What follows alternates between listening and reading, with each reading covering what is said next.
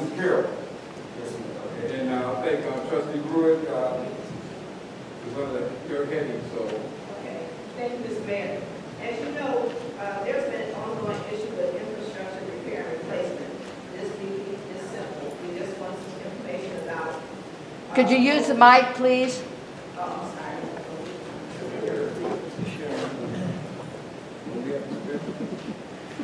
Ongoing.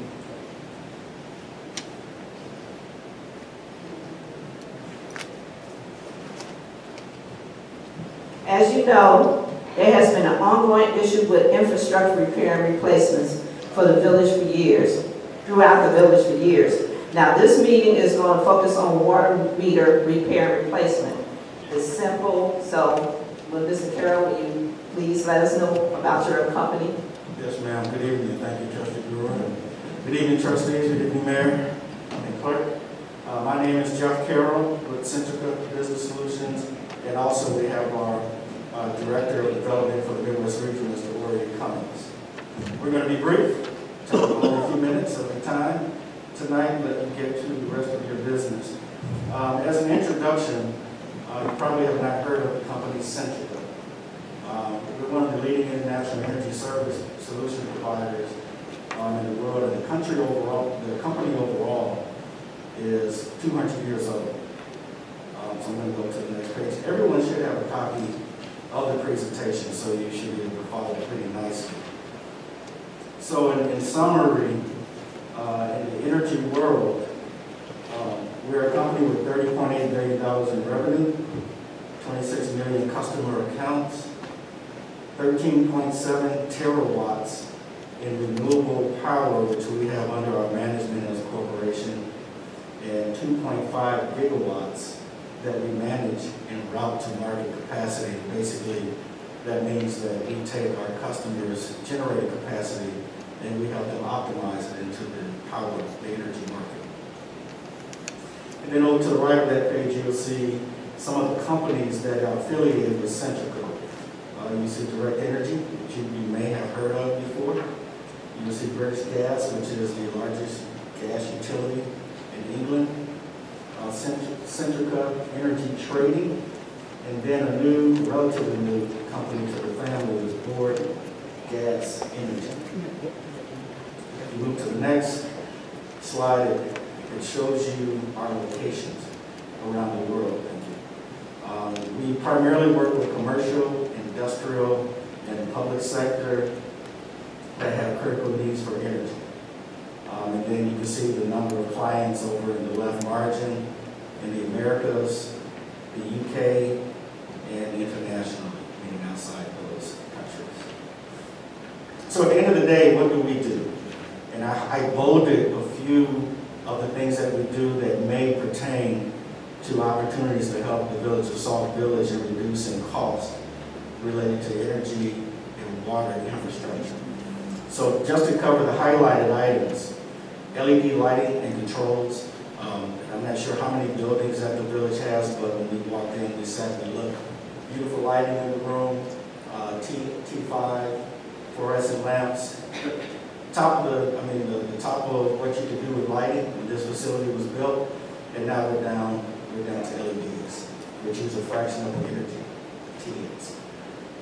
We do street lighting and smart street lighting technology. So the village has street lights that are still high pressure sodium, which is that yellowish light. We do retrofits to reduce the energy and also operational costs. The LED street light needs to be replaced a fraction of the time that the high pressure sodium does, and uses approximately 60% less energy, ballpark, 60% less energy. You multiply that by the street lights throughout the village, and that turns out to be a nice little nickel. And you'll see why we're focusing on cost and savings, because at the end of the day, we're trying to use that to fund the projects that we bring to our customers. Then the next bullet is water conservation and metering, and that's primarily what brought the village of Sauk Village to our attention. We've done this type of work throughout the country, where we help our customers by basically replacing their water meter infrastructure. And with the more accurate water meter, you're going to get more accurate reading which means that the village has, one, the ability to capture revenue that literally right now is going through the pipe and down the drain. But also, you have the increased lifetime of a brand new meter.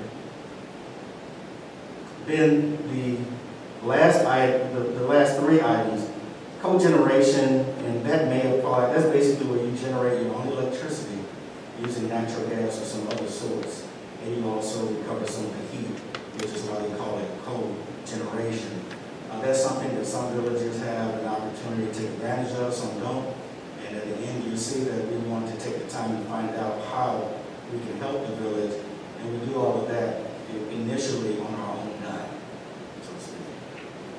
Solar, we have a very robust solar business within Centrica.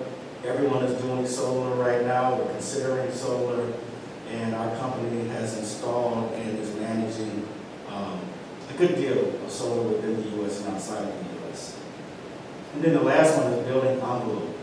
And at the end of the day, what that means is the parts of the building that literally envelop the building, the roof, the windows, anything that's part of the building envelope, which does impact energy consumption by the building.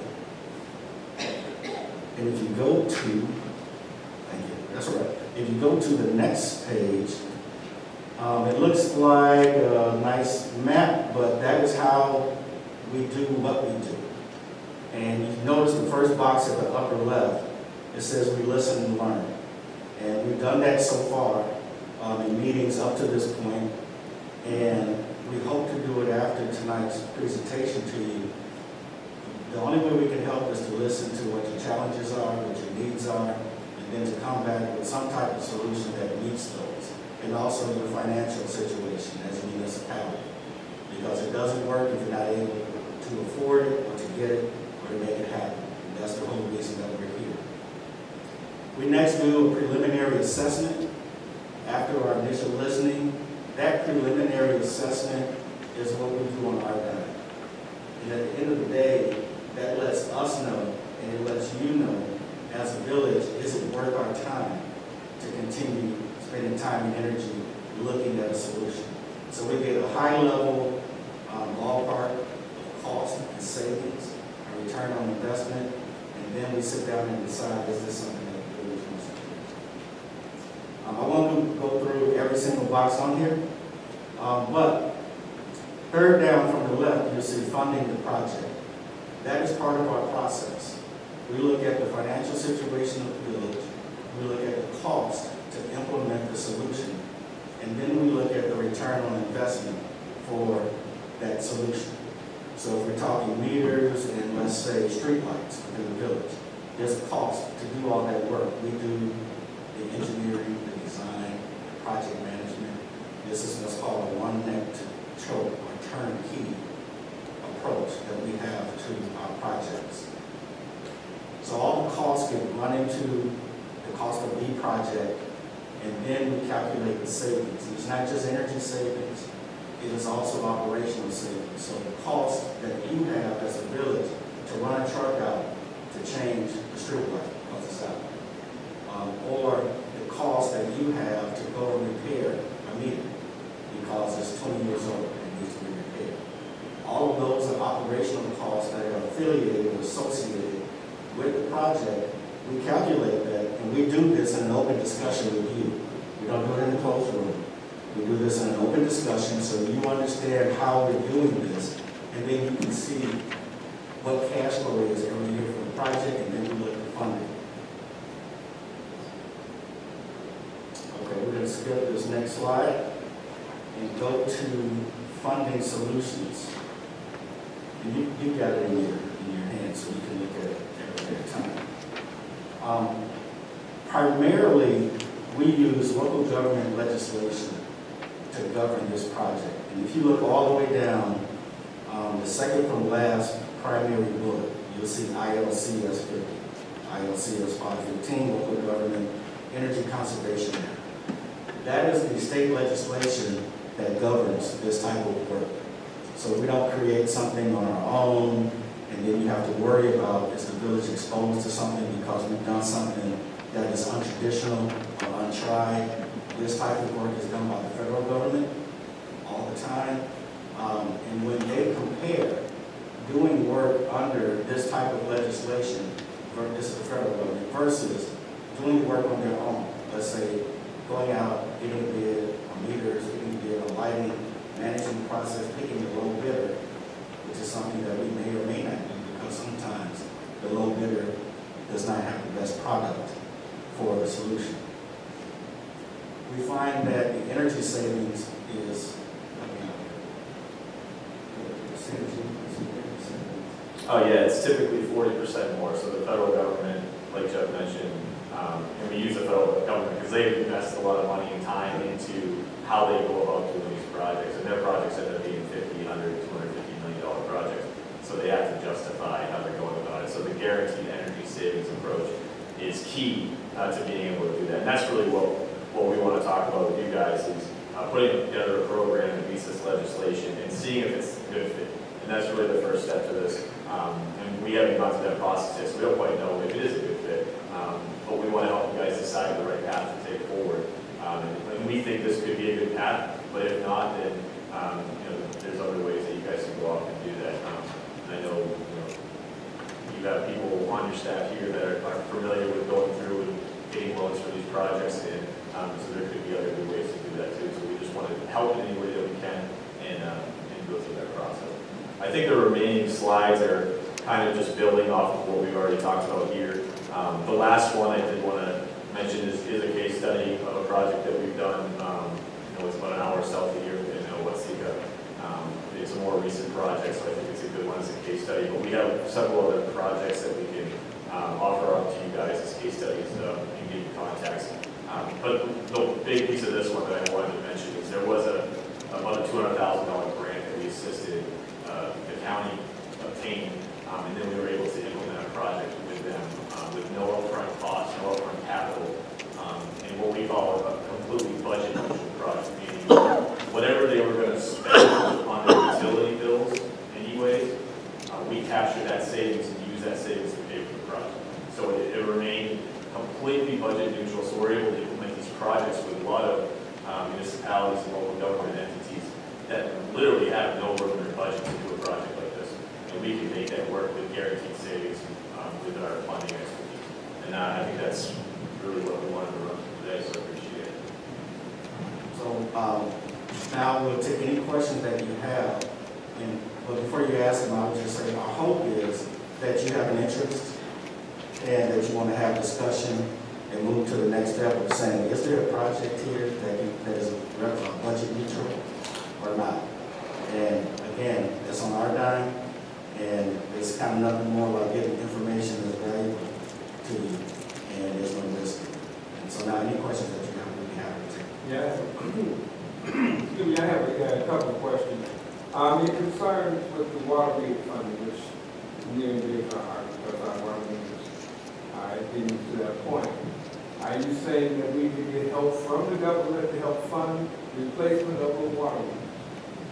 And if that's the case, I'm looking at $200,000 that you got for the chiller plant in Iroquois County. But the overall amount coming out of the, I guess it's coming out of their coffers, $800,000. So basically, we're talking like a 10% or 20%, basically 20% investment in reimbursement from the government. Is that usually what the reimbursement will be? The grant will go at 20%, or do they have grants that give us at least 60%?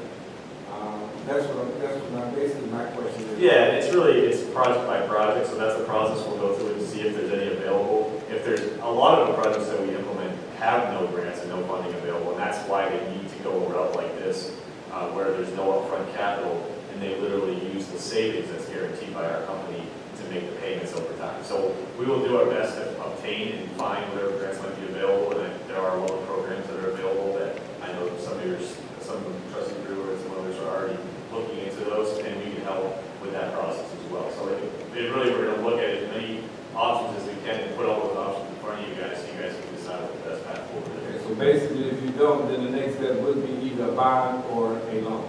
Well, there's different types of mechanisms. This project is a tax exempt lease purchase agreement, so it's a lease type program, low interest. It doesn't go on as debt to the local government entity that does it, so it's a different way to approach it. But we have experience with pretty much any type of funding mechanism, including capital. I mean, that's the point, that's what I'm looking at, to see, you know, if you get a bond, you have a way to pay it back. Correct. Same thing with a loan, you have a way to pay it back. And, but in the meantime, I thought, you know, I'm just looking at what your,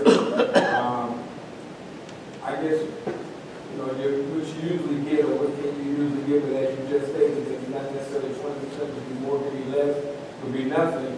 But you basically, what you're doing, you put a package together for us. Is that what you're doing? Yes, and then the guarantee is what makes the project work. So when I say guarantee, we're going to say that, say your payment, or your commitment to whatever loan or funding you might get is $50,000 a year. We're going to guarantee that you're going to save more than $50,000 a year. And when I say guarantee, we're actually going to come back, measure, verify actual savings, and then reimburse you the difference if it's less than what we said it was going to be. So it allows you to maintain that budget neutrality for every year of the term of the project, and that's what's required by legislation. So that's what makes these projects work. It's not usually year 1, it's year 5 or year 7 where you're going to lose that savings over time. And we're going to be staying with you and partnering with you guys over time to make sure that savings stays in place. And that's what makes these projects work. And that'll be up front. You let us know up front. Correct. Before you guys commit to any project, you'll know exactly what that is and be able to see what those are amortized out over every year of the project. Are there any questions? Two questions. First question is, in the area, do you work with the other municipalities in the area, in South suburbs or state of Illinois? We have not. So we've worked with several counties throughout the state and some K-12 as well as the University of Chicago. We're entering into a 10-year contract with the University of Illinois to do the same exact type of project, but we haven't quite got in with working with municipalities. And part of that is because their lack of spending on utilities because of the franchise agreements. So they're not really a huge target for energy service companies like ourselves, but there is opportunity if you want to see if we can help you guys out with that. And you mentioned the second step of the assessment that you have to do. How long is that process usually? That's usually about a 4 to 6 week process that we'll go through. And that's because we want to put some of that upfront engineering in for you guys to make sure that this is a good decision for you and not just to kind of throw a swag number at. We want it to be realistic. And then there was a slide. Sure. And then there was a slide for how the project funding works. And there's a term of specifically 5 to 10 years. What determines the 5 to 10 year range? When you do a project like this. Yeah, so it depends on the amount of savings that we're able to guarantee. So we'll always refer to that as the cash flow. The cash flow needs to be supported, or this needs to support the cash flow. Meaning, if we can get more savings annually, then that term is shorter. But the real goal and the real impact these projects make is by bundling quick payback items with long payback items. So you're not usually going to jump on an item that's going to take 30 years to pay back. You'll jump on one that takes 2 years. By putting those together, you get that in maybe that 10 to 15 year range, and then you can stomach it. It makes sense. It's going to pay for itself within its life expectancy. So that's usually what it's really that cash flow balance. But what we do is we put all that together in what we call a toggling tool for you guys at the end of the audit process. And you can actually toggle on and off these individual items, and you'll see the cost and the savings, and see how those affect the overall financials of the project. So you can really decide and prioritize what makes the most sense for you. So it really allows you to customize the project, which is a nice process. Any other questions? I do have one thing. You said you work with the University of Illinois. At UIC or URI? The whole network. So they have a full generation plant in UIC, at UIC. Yes. Yeah, I used to run that. So I just wanted to be working with them. Just asking. Their plant actually, the engineering right now, I'm turning to a nerd, I apologize. But their plant, they actually sell some of their steel to St. Ignatius High School. So that was a marquee project in the energy industry when they first did that. There's some electricity in there, so the heat there too. And even my alma mater, IIT, they have a smart grid system and actually are able to sell electricity back to ComEd. And we also have an agreement with Bronzeville and CHA as part of the team with ComEd. They're playing. But in closing, I just want to say that as we leave, that one of the things to consider is the cost of waiting. The cost of waiting. Meaning, it's like a faucet in your home. You turn it on and walk away. The meter's running, right? So in this scenario, the cost of waiting means you got to pay that. You got to pay the cost to operate your water system, and every day or every week or every month that goes by without doing something, you're missing the opportunity to get that savings and get that revenue back into the village coffers without having to do anything more than replace the meters and maybe do upgrade the customer interface system or something like that. But waiting, there is a price to it, and I just want to leave that with you. Yes, I'm a salesman, but at the end of the day, it's always great to do something and then focus on something else. Yes. You talked earlier about solar. Now, do you guys put panels on these buildings? If we went that route, Yes, that sir. would be on your time? Would that just be part of the project? That'd be part of the project. Right. Because I know how that ComEd's been doing that a lot. Yeah. On the solar companies. Yeah. If the village wants to make a statement, and let's say just add solar to the project, right? It can be roof mounted or ground mounted, and we'll figure out what's the best way to do that. And we'll, just like Lori mentioned with the tithing tool, we'll see how that impacts the cash flow of the entire project. But sometimes with the village, it's a great thing to do. Put some solar panels out there, maybe have an interface that shows in the lobby that shows how much of the village's electricity is being generated by renewable energy. Then you can have a carbon impact calculator that shows how many trees it represents and how many cars you take off the road. And we can do all of that as part of the project if the village decides that's something that they want to do. Are there any other questions of the trustees? Okay, Carol, we will be getting back to you hopefully very soon. Probably with a detail so that you give us a detail of what it would be, whichever project we're looking at and how much, what you can save us.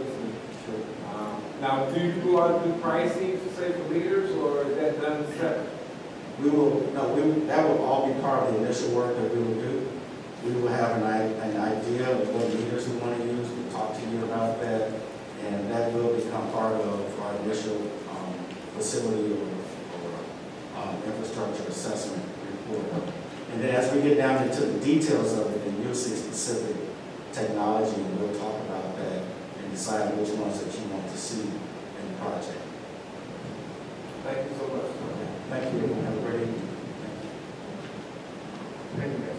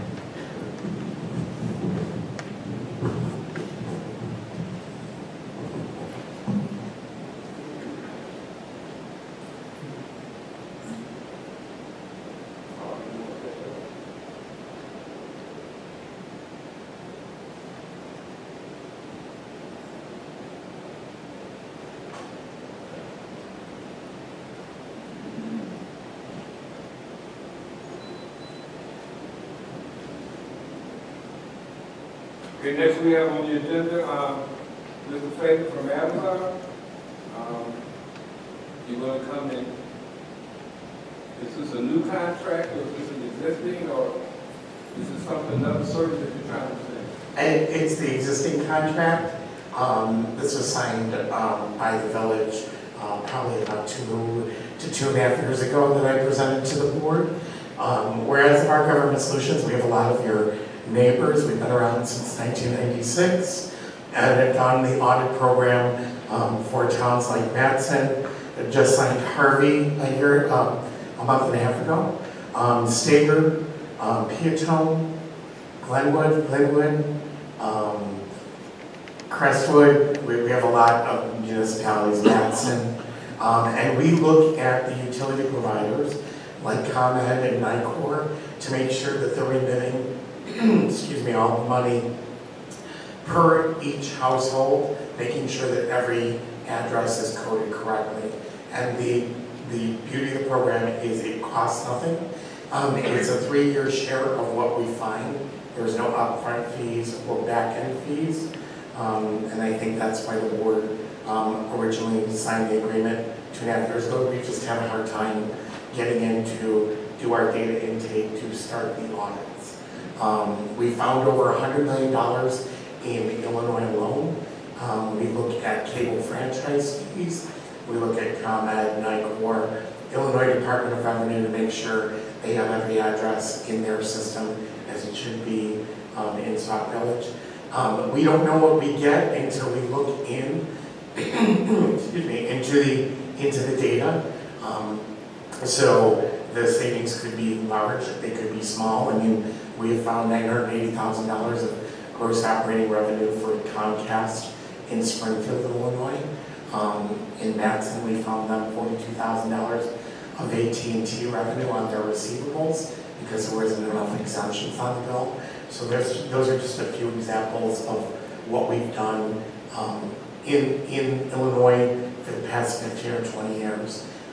And I know you have a copy of the agreement in front of you, so if anybody has any questions about the actual agreement that was signed. How much did you find for Fall Village? We haven't been able to do any of the audits because we have to do the intake. There's a welcome call, and I've tried for the last 2.5 years to get that scheduled. Thank you to Manager Herkis, Administrator Herkis, for bringing us back in to see if we can actually start the process. We did start to do the sales tax audit with IDOR and found that we were able to do that audit in part with our resources and found that there were some businesses that were not on IDOR's rolls. But like I said, it's all free money. It's all money that you wouldn't know is due to the village. There's no upfront fees or back-end fees. All we do is share what we find. Trustee Williams? Thank you, Mr. Mayor. So this agreement is The mic's not on. Pardon? The mic's not on.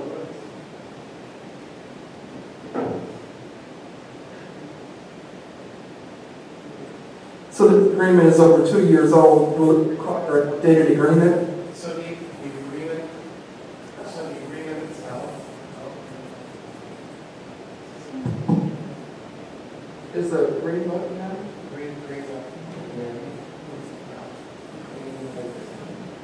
The green lady?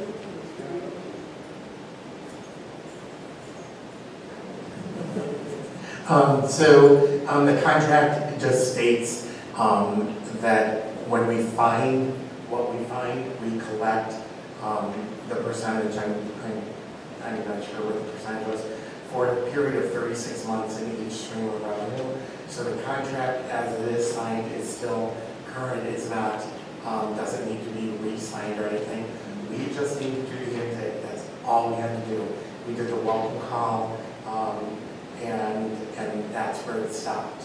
Because I know that there was administrative ins and outs and things like that, but we never had the chance to do the intake. And basically, it takes no more than 4 hours.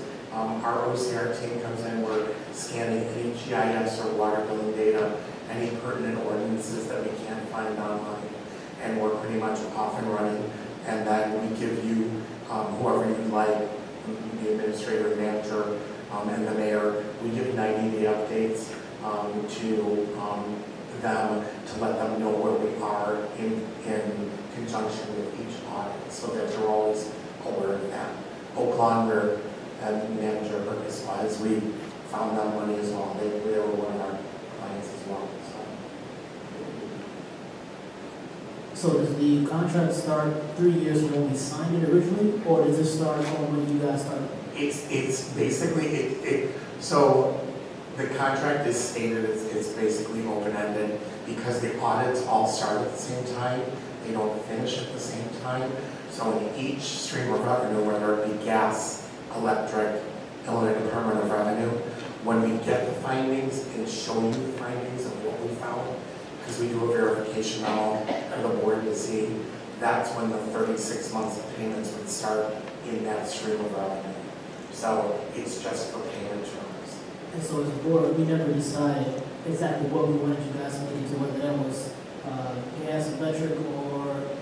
It's all part of the agreement, it's all on there. It's everything. Yes. Trustee Williams? Thank you. Who's your point person usually to start this contact with? Who do you normally, It's me that gets the OCR. at the municipality? Who? Oh, at the municipality, at the time, it was Mary, and we were talking with the mayor, but there was,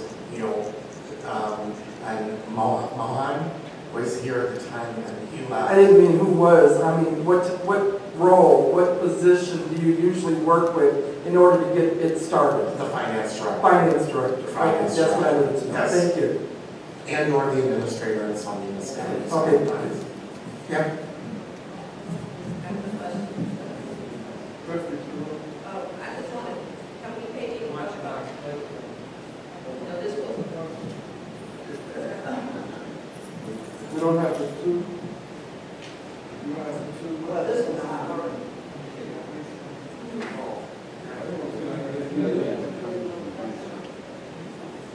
My question is, have we paid any upfront fees or anything? So we just a contract and we just waiting on us to start? Correct. Okay.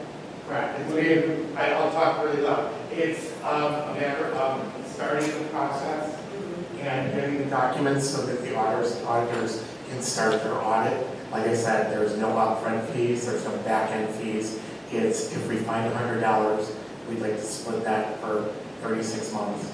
And we go backwards, I didn't state this, back for any retro money that you haven't gotten either. So we have attorneys on our staff that work on behalf of us and the city, like that $980,000 we found in Springfield. Attorneys of ours negotiated in conjunction with Springfield to get that money, and that took 7 years. We found that in 2011. They settled with Comcast in 2018. And we're doing a lot of settlements with Comcast right now for about 48 different communities right now. So, as well as ComEd. So that those are all coming to light. Okay.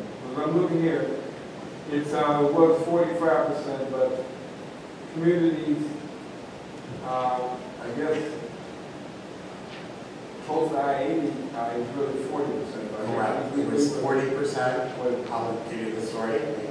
Mayor Williams helped us get this with Mayor Burgess and Glenwood with Ron Gardner. Linwood hasn't gone forward with that either. I don't know why. But we just been waiting, and I told Glenwood since they signed it, they went through with it, and we found out someone as well. We need to talk with Mayor Gardner. That I would honor 40%, even though all three would go through with it or start the process. So you need to have all 4 municipalities to... Oh. No, I'm saying I'm honoring the 60-40 split. Okay. Yes. Any other questions? Okay, hopefully after this we can work with you a little bit closer. And I know you said you finally kept me here, so I appreciate that, Mayor. okay, and then we can, if I'm always looking to bring money, if it's 60-40 split, 60-40 is something that's 100% better than nothing. So, yeah. And 60% for 3 years, and then 100% after that. Thank you so very much. Thank you so for your very time. much. So, thank you. You're very welcome. You can come and take. Thanks, Tom. Thank you, Chair. All right, this is Larry. You're up.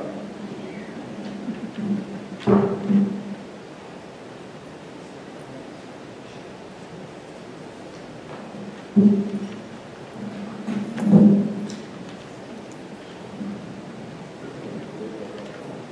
evening, everybody. Good evening. Good to see you all. So first item that I'm going over is I have a correction right off the bat. Where's Mara? I don't know where she went. I gave her the wrong project title. So this is not the 221st culvert replacement project. This is the TIF resurfacing project. So we just opened bids for that at the last meeting. Bid results were really good. We had 5 contractors bidding, which is a lot. And we ended up with low pricing. As a result of it, the low bid is about 15% under our estimate. So we're happy with that. And deconstruction is the low bidder. Their bid's in order, and they're a good contract to work with. So we are recommending the village for the contract to deconstruction, and we'll get going on that. Oh, okay, so that's one of the deconstruction. Yes, deconstruction.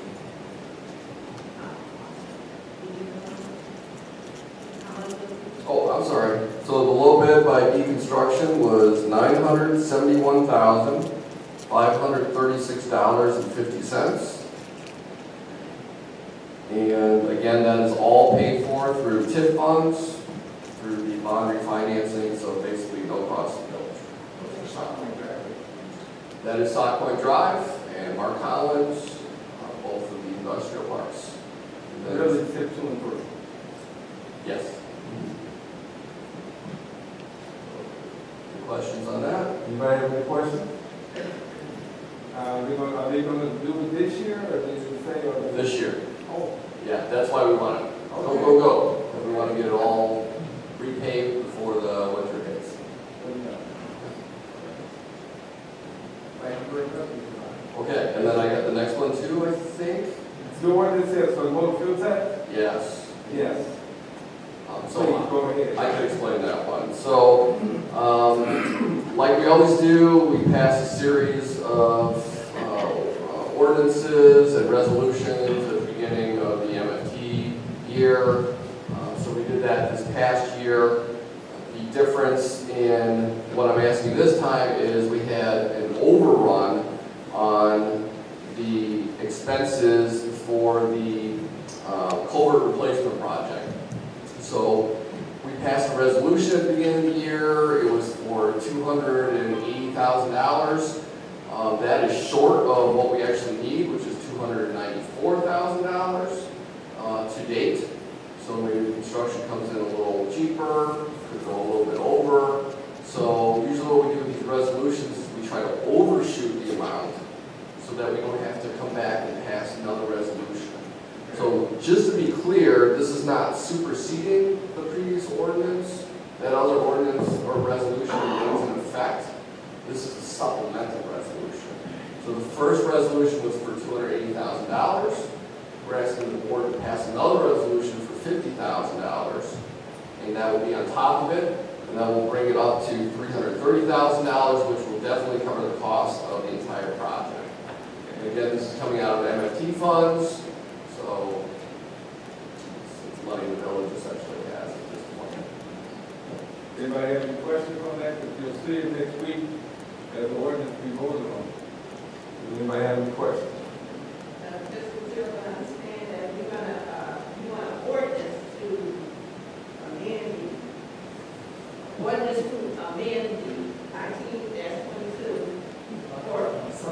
$50,000, right? It's actually a supplemental. Supplemental for Yeah, so this resolution will not change.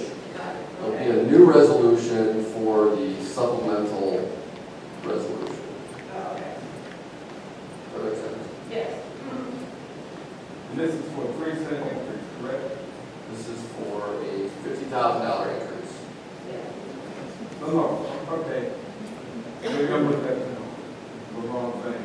I'm looking at this ordinance 19-022. Okay. That's what you're talking about? Uh-oh. This is the next thing. Uh-oh. That's what I thought. Oh my gosh. Yeah, that's what I was thinking. You said that, that's what I was thinking. I'll just go back to my seat. How's Now, you're asking for the See, what did I additional.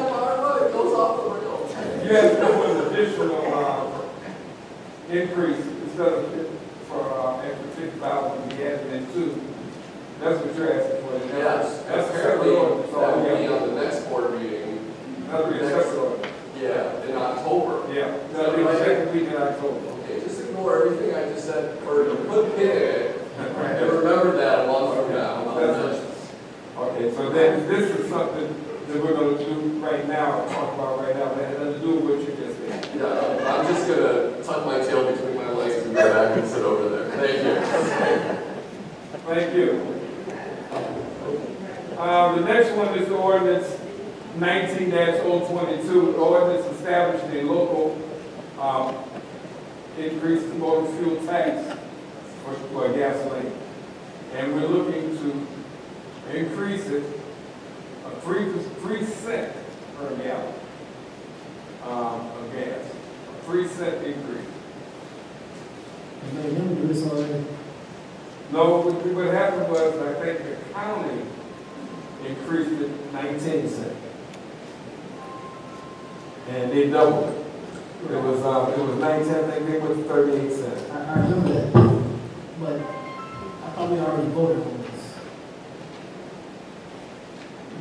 Oh yeah, this one here we did, just you can see this one was voted on. We're asking for, this is in 2019, we're asking for 3 cents now. An additional 3. Go ahead. Thank you. The issue is, when it was presented to us before, the ordinance that we signed off on and presented to the Department of Revenue only had 0.03. And they took exception, so they needed to show 0.03. So that's basically the only thing that we're correcting. The 3% is still the 3%. We are just correcting that one little figure that they asked us to do. So the original ordinance was incorrect. Correct.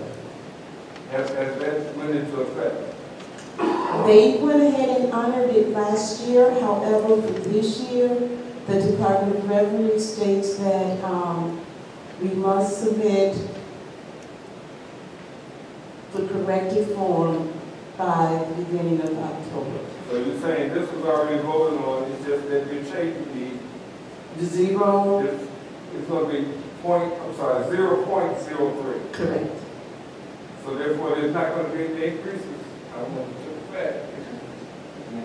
But you're just, all you're doing is just changing the verbiage. The amount. Okay. Did we change this or did the attorney change this? I sent that to the attorney. So attorney, the Department of Revenue, they sent us a draft, and I believe I put that in your packet as well. So that's the draft that I presented to the attorneys along with last year's 19-022. I submitted both of those to them, and what you have in your hand now is the result of the attorney action. Okay. Okay? Any questions on that? All right. Yes, sir. You're saying this is the correct version? Yes. Is that what you said? It has the point, zero. Does it have on the front cover, does it have 1922? No, that's the old one. I have to put a 0 first. 0. So the new one that we vote on is brand new, and so therefore is again thinking whatever the number is about. So we like take it down. Correct. It would be like, right, it would be like this one. 0.0. Yes. Okay. The next item,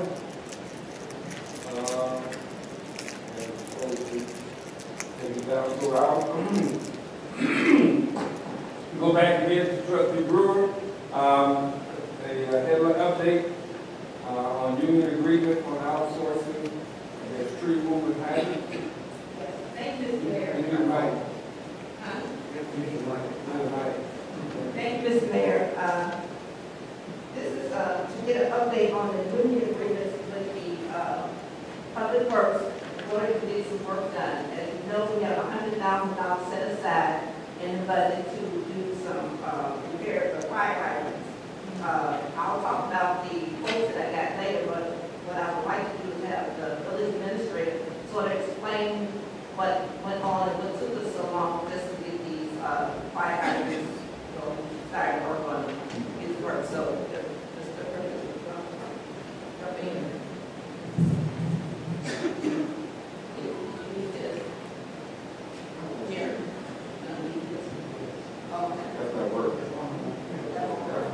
It works. We got them both working. The clerk had it all worked out.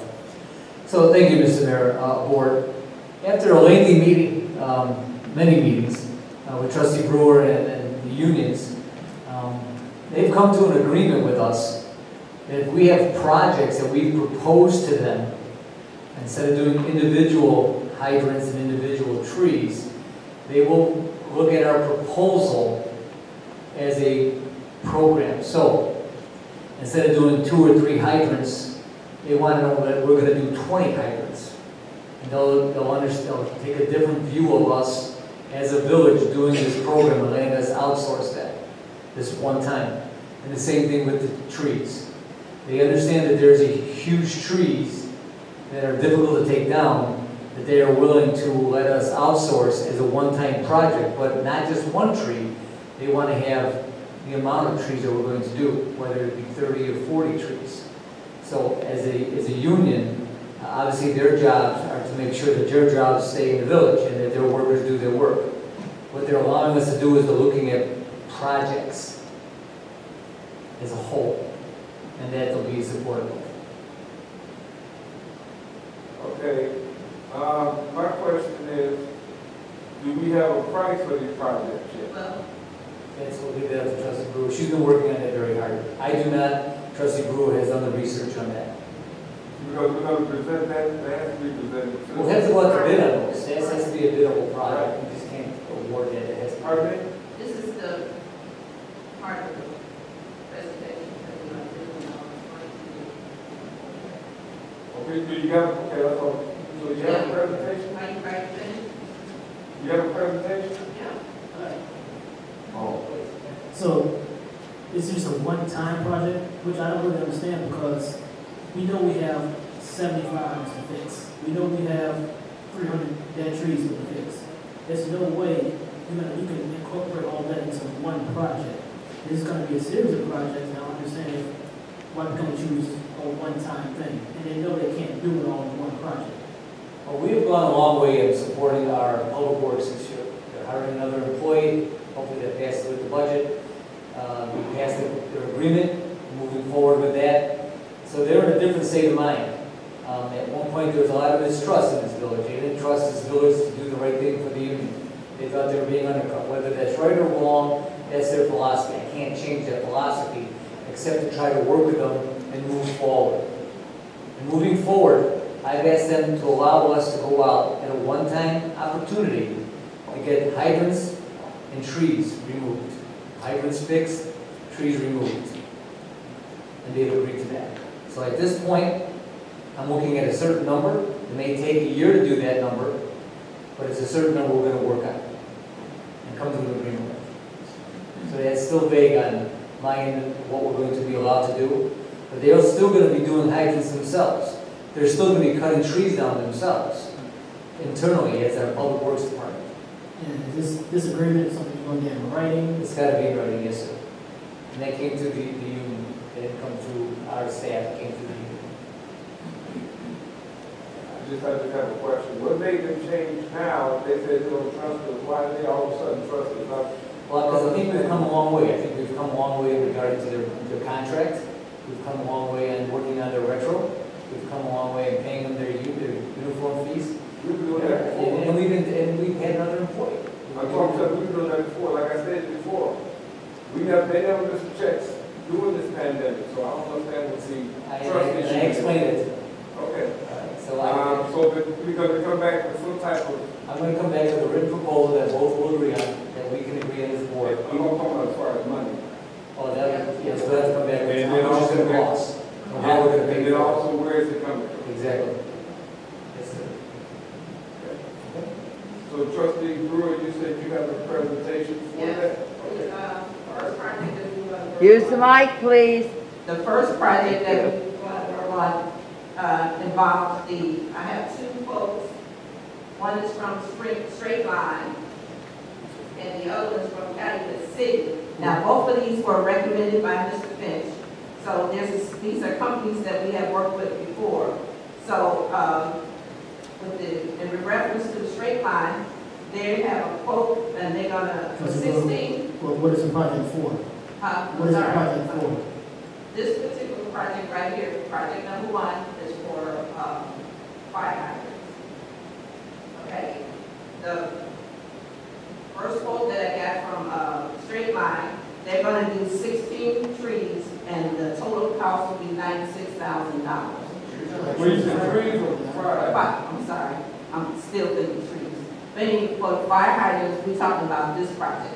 Fire hydrants, 16 fire hydrants for $96,000. That's the first quote for Straight Line. So, question, is this a replacement or is this a repair? Repair, replacement. If for instance, if they come across a fiber that only needs maybe a over two or something like that, you know, the cost will be reduced.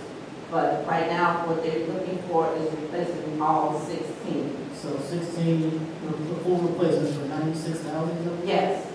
The second quote that I got from Calumet City is they going to charge us $9,485 per site. Now, it all depends on Can you read that, please? $9,485 per site.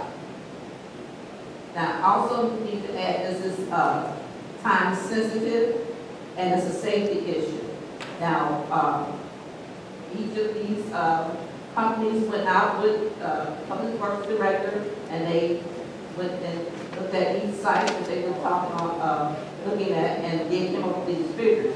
So our task to you is to make sure which one you want to go with, because we have 16 in this particular project. I haven't got to the second one. So I would like discussion right now on the 16 fire hydrants for $96,000, or the other fire hydrants for $9,485 per hydrant to be fixed. So I'm leaving it up for you for discussion. I have a question on that. First of all, is it Calumet Plumbing or Calumet City? Did you say Calumet? Calumet City Plumbing. And now those are only 2 quotes? Did you? Well, I had 3, but the last one said they couldn't do it because of the time-sensitive nature of this project, so they had to bow out. So I only have 2 quotes. And since we worked with these companies before and it was recommended by Mr. Finch, I think I would just go with one of the 2. Was there specification, qualification sheet, anything sent to That you're going to have to talk to the Public Works Director, because he has all the information about the individual fire hydrants that they want repaired. They have notes on everything. No, I'm not saying that. I'm saying you did this go out for bid, first of all. Did it go out for bid or was it just? I requested quotes for these 3 I said, companies. did it go out for bid? That's what I'm asking. I requested quotes for So therefore, companies. no, did it go out for bid? No. They were recommended by Mr. Finch, and I Okay, well, requested I understand that, quotes. but you're talking about spending $100,000. Well, we're talking We about a gotta make safety issue that we have been keeping on wraps for I don't know how long. So see, I'm just saying, I just want to make sure that the company that we're doing or whatever it is, when you go out for bid, it's a universal sheet, and it gives everybody a chance to bid on the same project under the same type of qualification. And that's all I was asking. I mean, yes, you can go and ask for them to come out and look at it, but there are qualifications that you use, and they have to remain the same per each person that you go out and ask to bid. So you're saying that you didn't go out for bid, this is something that was recommended, and I'm just looking to make sure that they can complete the job, that they have proper insurance, that they have bid binders. You already know when we go out for bid, those are the things that we ask for. But you're saying that you take a recommendation of a person, and that's fine and dandy, but I just wanted to know that we go out and the other bid, you said no, so, okay, that's one of the reasons. Where do we get the number 16 from? The numbers is the first one from Straight Line. And you have to also remember that since this is a safety issue, that we could, I guess bypass is a word, I don't quite know what word to say, but we can use this because this is a safety issue. No, I'm saying. Okay, I mean, just to add on to So bypass what? the bid process. Because it's a safety issue? Yes. That would be more reason that you would want to make sure that it's done right for the safety issue, so that they can have a proper bid, bond, and insurance. if Well, something does happen. Mr. Mayor, before they start work on anything, I'm quite sure they have everything. I talked to Kevin about this. We also talked to the union, and everything is in place. Trustee Brewer. So the number 16, like, where did we come, did we tell them we want to fix 16 fire hydrants, or did they just give us that quote? What I did was I got a list of fire hydrants that Kevin gave me, and as they went around and talked to everybody, they said these are the 16, the straight line said they get fixed during this time frame. And the other county that city plumbing, they just told us sites. They didn't give us a specific number or anything. So how many total fires were on your list? They only did 16, but how many were on the total list? My particular list has 61. 61? Yes, So they could fix 16 out of 61. yes.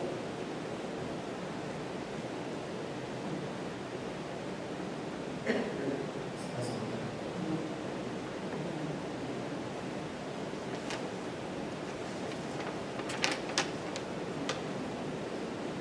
You know, How do you pick the hydrants we're going to repair? Well, like I said, Kevin from Public Works talked to both of these vendors, and they walked around and looked at each fire hydrant. And they could get these particular ones fixed within our time frame. If I may, a little bit add to that. Every hydrant that we have in this village is a little different. Some have different valves that need to be changed. It's not simply just taking a hydrant top and replacing it. So all this stuff goes straight down to that water line, and it's a 8-inch, I think it's an 8-inch line that comes across. It has to have a shut-off put into it so we can change the fire hydrant. So the excavation is going to be very costly on this. Some of this stuff, we don't know what's underground. We don't know what valve is needed. We don't know what's going to happen when we open up this street. So there's going to be some change costs to this. Those are estimates. And I would also tell you that we need to go out to bid for this. We can do it quickly, but you need to bid on that. It's got to be a bid project. I would think so, for some reason of the safety matter of it. I mean, I understand that, you know, someone said that this person is good, whatever the case may be, but when something happens, we just want to make sure that we talk about the village, so you want to make sure that you are doing due diligence. And this is the first time I've seen that you just want to vote. So what you're asking for now is what, Trustee Brewer? That's what I was going to try to find out. What are you asking? Well, what I'm asking for, I wanted to choose one of these vendors so we could start the project because it's a time-sensitive issue, and also because it's a safety factor involved. I just wanted some discussion on it, and if we have to go to bed, that's fine. But you just got to keep this in mind that since we got to go to bed, it's going to take us a little bit longer to get these fire hydrants fixed. Now, I also want to remind you that we have $100,000 already in the budget, so the money's there. So that can't be, I guess, moved or anything.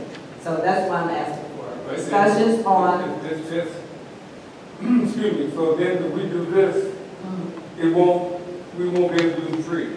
Oh, no, that trees is the next project. This is project number 1. Okay. So I just wanted some discussion on this. This particular project only involves fire hydrants. Okay, 400,000. Okay. Yes. Trustee Todd, take your hand up first. I think everything. Okay, Deputy. Trustee Williams. Thank you. So if I understand correctly, you're talking, I might be here.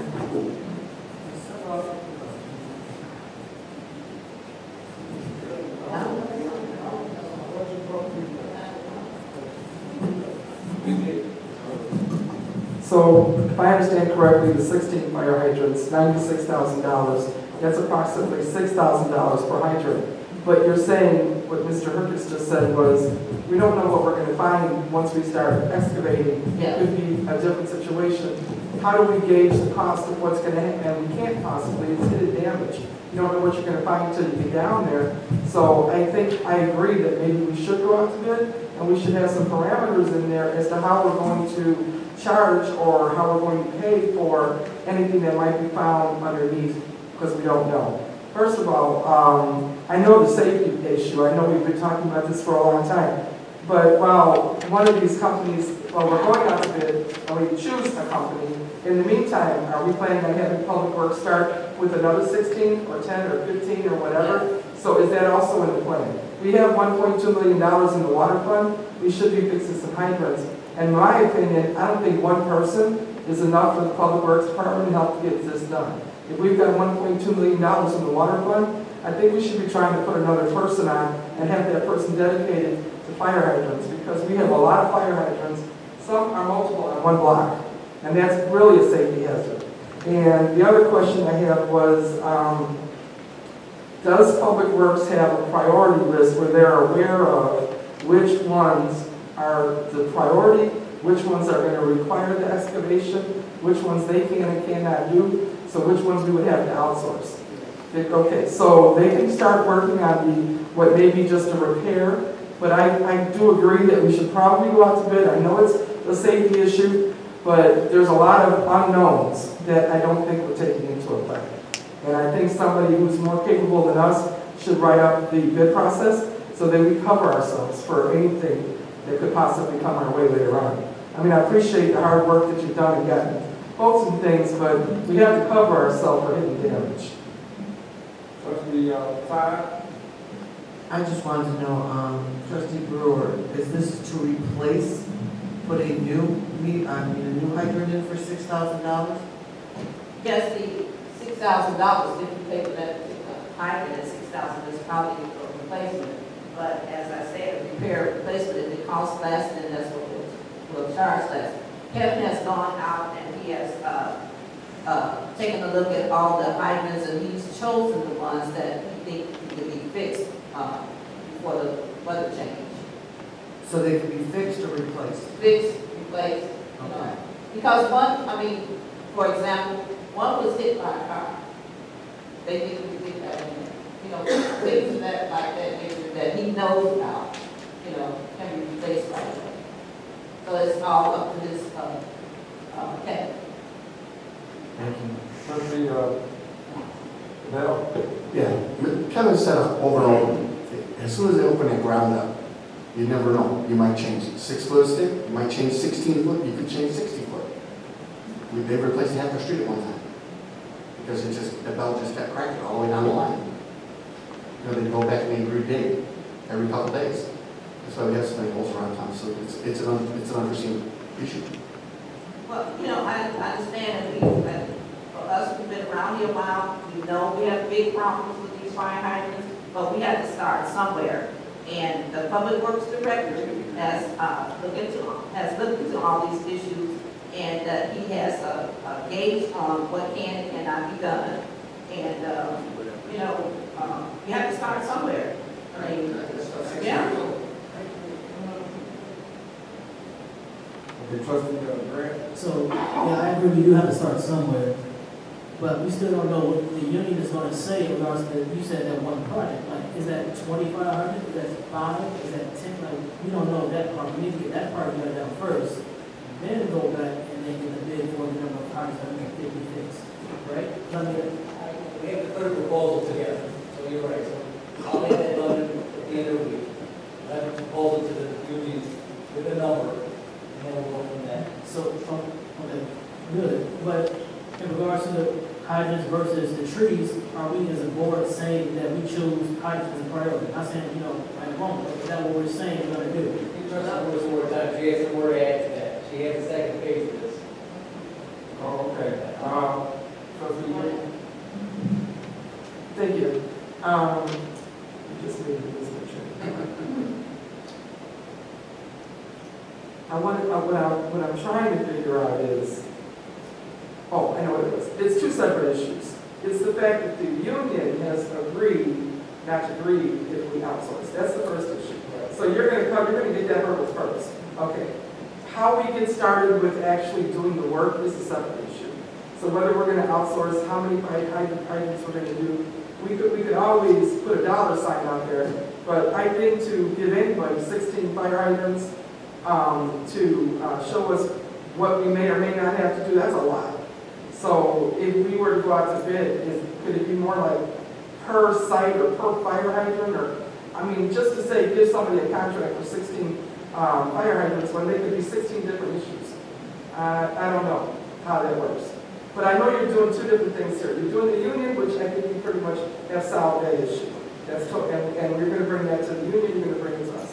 When it comes down to the $96,000, there's really no guarantee on how much it's going to be, and they could be 16 different issues.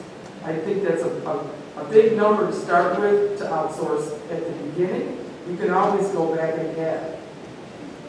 Yeah, I think if you look at a project and say, we're going to do 16, and then we can start with 4 or 5 in the company and see how they handle it. That's what I'm saying. In stages, that may work, but everybody's agreement, if we don't start moving forward on this, we just keep spinning our wheels. So I agree. we got past the union issue, which was difficult. Let's get past the funding issue, Right. and then let's get past the installment issue. So we can. Yeah, I agree. But in the meantime, our fire being fixed right now, like it works. Like as of right now. They have plans to start doing that equally at the same time that this company would start doing their items. Yes, sir. Are they doing that right now? As of today, no. Okay, you said, okay, we'll move on. Now you get ready to explain to us about the hydrants, or just? Well, yes, because I usually we talk about both of them at the same time. Now, the second project is the money that was in the, they call it Grand Truck now?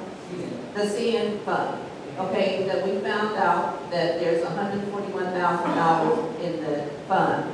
Now, with the help of village administrator, we found out that the railroad has agreed to let us use the funds all over the village. Now, since we talked about 16 for the first project, I propose that we do 4 more, which is 20, that's a complete project, and there's 79 trees that have to be cut or taken down, 79 on the north side. Okay, so You can't split it up like that. You can't say just 79 trees on the north side. I mean, how many do we have total in the village? Because you just can't single out one area of the village and forget about that. Please don't do that. Don't do it like that. I mean, now you're talking about having a big problem. Okay. We're going to do this the north side, and we're not going to do the south side or whatever. That's the problem. I'm not finished, everybody's interjecting. Okay. What we talked about with the union in dividing some of this up was that the union would do one side on the south and then we would on the north. Wasn't seamless way out, so we had to divide it down and how they would understand moving forward with the project. We could go with a certain number, we go with a certain tree size, but they just want to make sure that it is a project. It is not just randomly picking what you think they should be doing. Does that make sense? Yeah. Not really, because you're still saying that you're going to segregate the town. If you're going to take trees down, then you should say throughout the village. Believe me, you just opened yourself up, because you're going to get phone calls. You may not, but it's going to be phone calls. Why not? My trees, I'm on the south side. You got to do that. Well, if you guys would let me finish the presentation, maybe I can tell you No, where it's you going to just be. said- you just said- No, if I got cut off, okay? We're talking about 79 trees, okay? Some will be on the north side, and others will be on the south side, according to the Public Works Director. Now, the 79 trees will cost $3,000 to $5,000 a piece to take down, okay? Kevin has also been through the village and sort of marked down which trees need to go first. And there's 79 of them. And some on the north side, some on the south side. So what I propose we do is to take the 4 fire hydrants from the CN fund, and in addition, work on the 79 trees, And you said what per tree? 3,000 to 5,000. Go ahead. So, two questions. So, are we gonna choose between which project we're gonna go with, like project 1 or project 2? Is that what you wanna do tonight? Choose which project? And then, I guess my second question is, I would like to have seen Director Weller here, if, you know, we have all these questions, and so he can explain some of this, we can ask him questions as well.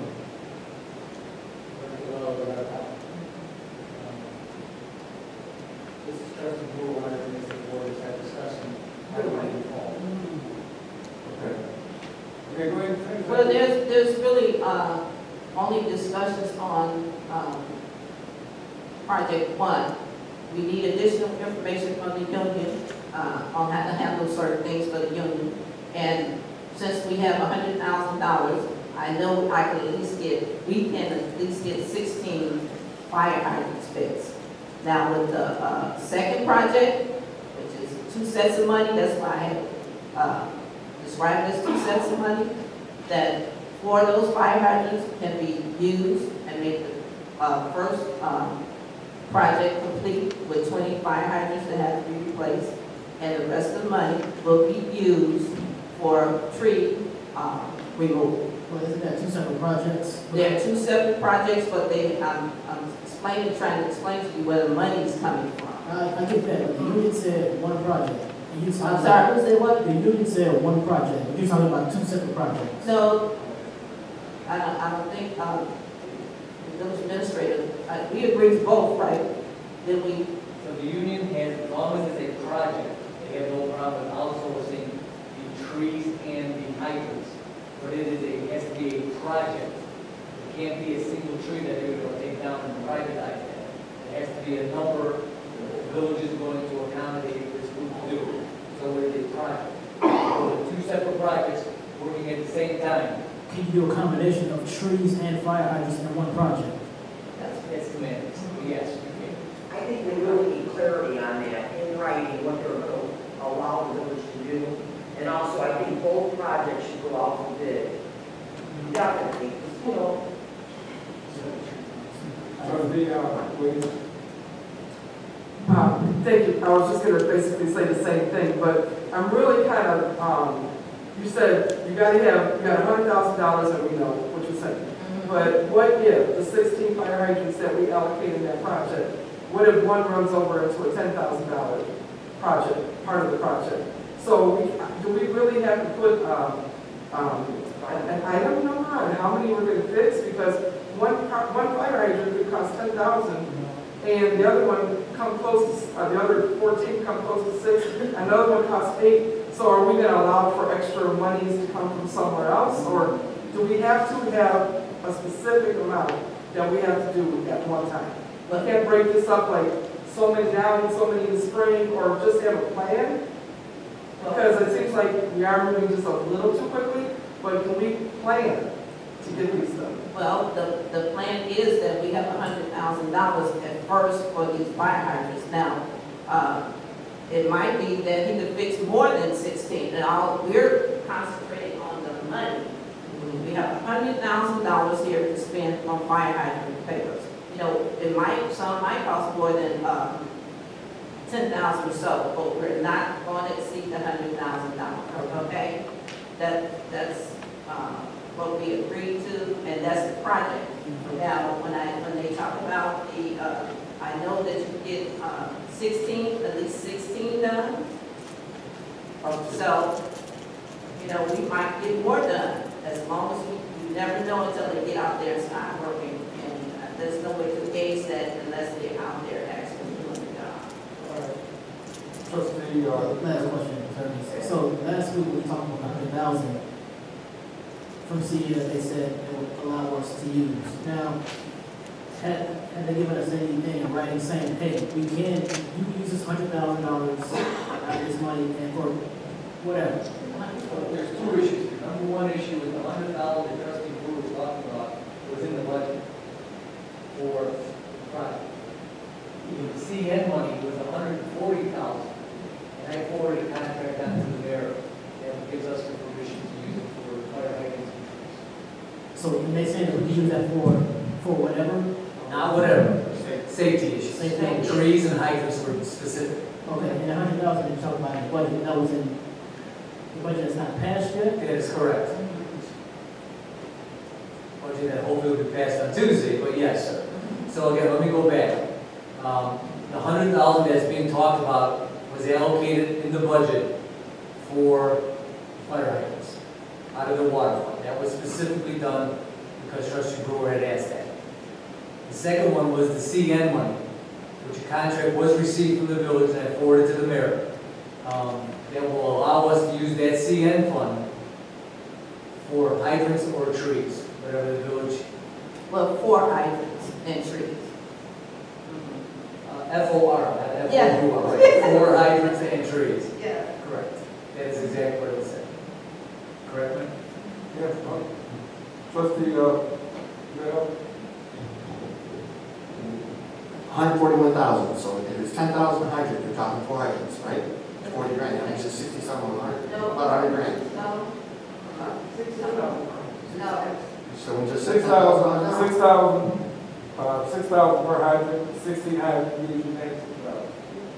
Wait, that's, That's for 5 million to change nothing else. Then, you know, there's gonna be 100, roughly 110 foot to cut down 70-some trees. Well, I didn't see that paper that you're looking at. I think we need details on exactly what they're gonna do for $96,000 for the 16 hydrants. Right.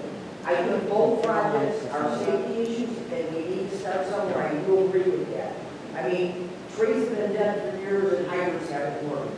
But we need to go about it the right way. We need to see in writing what they're going to do for the village for $96,000, or like the other one, $9,400 and something per site. I mean, we need to see that. And then we definitely need to get information from the union, and definitely their bids for both projects. Okay, the reason, the hydrants themselves, they can bid, but they're gonna give you cost overrun. In other words, they're gonna put that bid that they have cost overrun. Once they open up a hydrant, anything can happen. The trees themselves, they can come out and bid on that, they can actually see which trees they are. And at the price, at 79 trees, at $6,000, you're talking about 3. Pardon me? Okay, we still talking $300,000.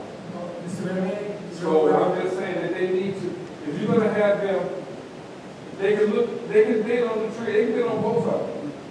But the other one, I'm gonna just let you know that it's gonna be, they cannot tell you an exact because the fire hydrants may have problems once they get into the trees, they can see what it takes to knock them down. So you're talking about roughly $400,000. And 100,000 of it paid for fire hydrants and 300 for trees. I mean, okay, you say you have the money in there, but I'd rather see a bid, especially when it comes to that kind of money. And I also would like to see a project, scope. okay, well, we'll give you information on But you have to present that, someone has to put that bid package together. We're going to do that, but the question is, this is up for discussion. Yeah. This is up for discussion. This is under discussion, right? This is under discussion. You're right, this is a huge undertaking with a lot of answers that, questions that you don't have answers to. I understand that. It's under discussion. Trustee Brewer has done a wonderful job of keeping the foot on the pedal. Okay. Getting finished and get this at least moving forward, right? Well, I'll give her the kudos for that. You're right, this has to go out to bid. There's a lot of qualifications and specifications that I have no idea are going to be undertaken. Which kind of trees, what size, what hydrant, what's underneath there. That we don't know. That's what I'm asking. So are you asking? So we're asking us to go forward.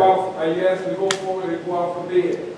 We have to put some RFPs out. We have to put some qualifications out first. But you have to someone has to do that. Correct. The union part should be first.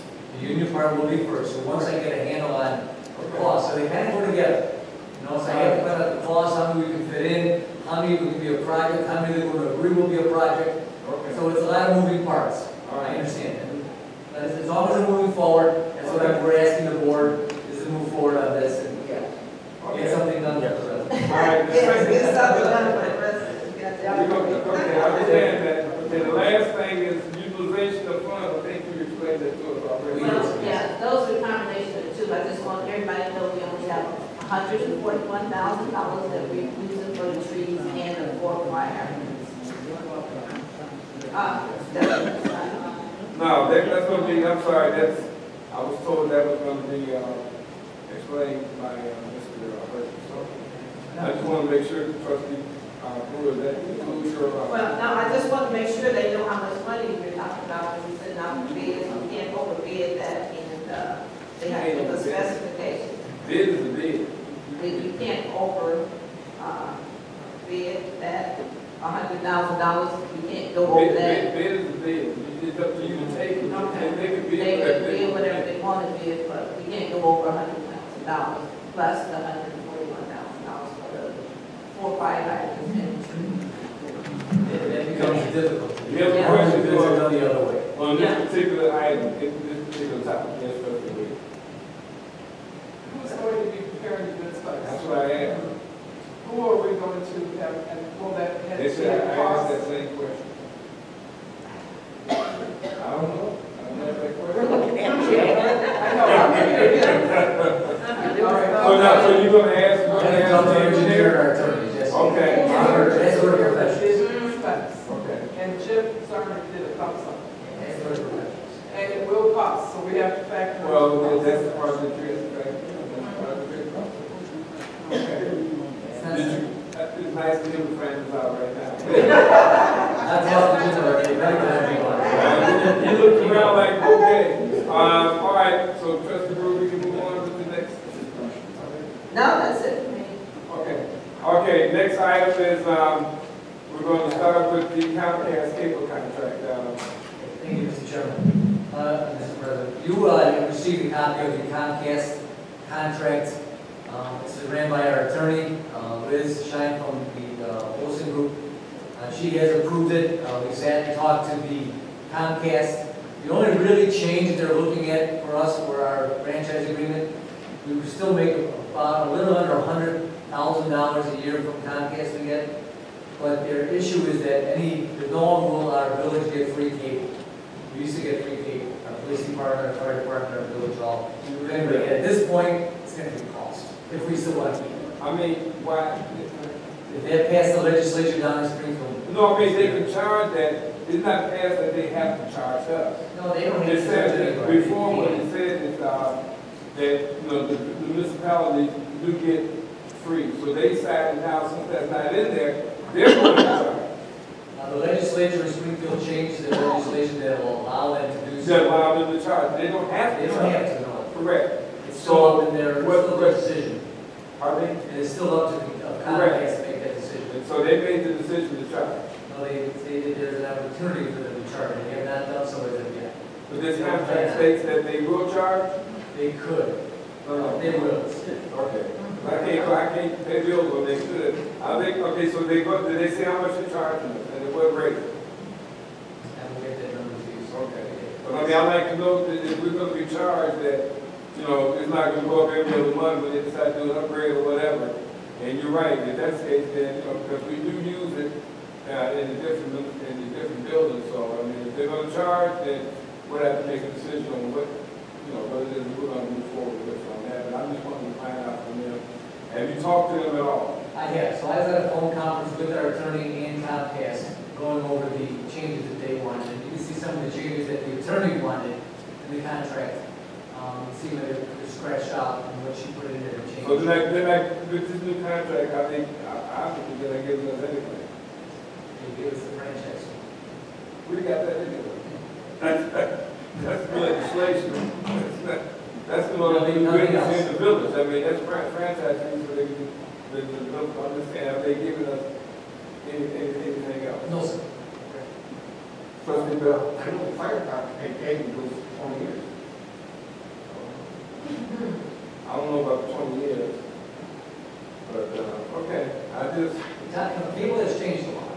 And Yeah, they have. I mean, Each they're community has their own making little money. building, that Comcast, have a main office there, and you be able to do billing and payments, and that's all, everything is changed with Comcast. But the money that they're giving us is actually being paid for by the residents. By the residents. Yeah, so it's not they giving us, that, go ahead. Mr. Hercules, will you have, negotiate and try to at least, I guess I'm for free cable. I said, but are you going to charge us? Is that a guarantee you're going to charge us? And the answer was, we haven't decided. But they want us to sign it. so I can't do this right now? They want us to sign this, but they don't. No, it's in the legislation, whether they use the charge or not. The charge is in there. It's in the contract. It's in all contracts. Okay, so I thought that said, they can take that out, then, we can sign it tomorrow. So if they're gonna tell us, yeah, the charges, then okay, we'll sign it, but it's like, we can't sign it on a So possibility. what it says in the contract is they have a ability to charge us. Right, right now you're saying they have it, but they could. They have that capability, but they, at this point, are not. So, I will tell you that. So you sign it, Under certain you charges. sign it, we'll do it. And I'll get a cost. Okay, next thing, is the 6B. Yes, sir. I think this is my last one. Well, okay. Oh, okay, the cable. No, I want him to go back. Go back. And go back and come back to us. Some answer. Thank you. So the next issue that I have is the 6B, and I have it under Minority Trucking, which is the name of the trucking company. It's Minority, actually it's Minority Auto Handlers is their name. They're out-end management in the Sauk Point redevelopment industrial. They had in 2010, they applied for a 6B with this village, the village gave the 6B. They've asked for a renewal of another 10 years. It's a tax deferment for the property taxes. It's about 60%. Whether they, It doesn't do very well. okay. They have about 100 trucks that come through their yard every day. They have 30 employees that come to this village every day, and they're asking for the extension of the 6 years. Okay, how many pins do they have? I had that for you. They have 6 pins. I'll give that to you. And then also, are they,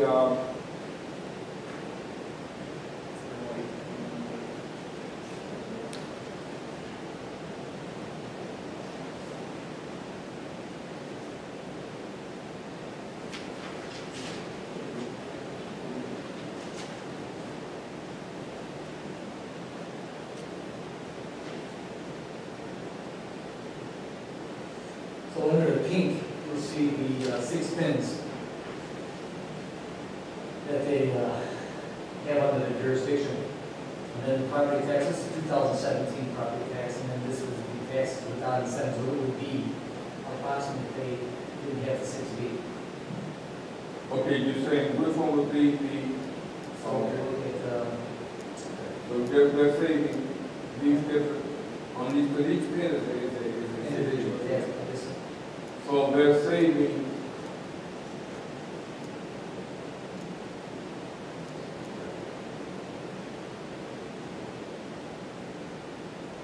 so without the incentive, it shows one price, and with the incentive, it shows another price, so. And it shows that at the end is what we would lose for each one, correct? is correct. Under net annual income. Because they still do get they're still within the tip, so therefore, that's also helping them out too. I'm not sure what they're getting out of the tip.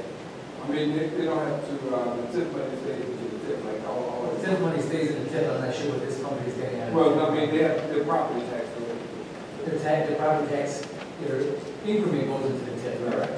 So they're getting the advantage of the streets or the water tower, They get both of the them. new sign coming in, yes, sir. But this is the actual property tax abatement. They asked them how many years, and they have 10 years. They're 10-year increments, yes, sir. So it's a substantial number, and I don't think they plan on moving out, but I think that, it's an incentive that can bring businesses in, and this was used for 6 people. Well, yeah, okay, they use that for their charge. If you're eligible, I think it's an opportunity for anyone.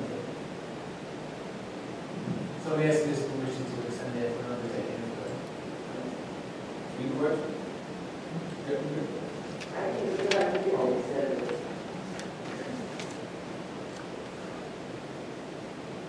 And they still fall to the eligibility guidelines. Does everyone understand those statistics and how to utilize them? Did they clean it? Everybody?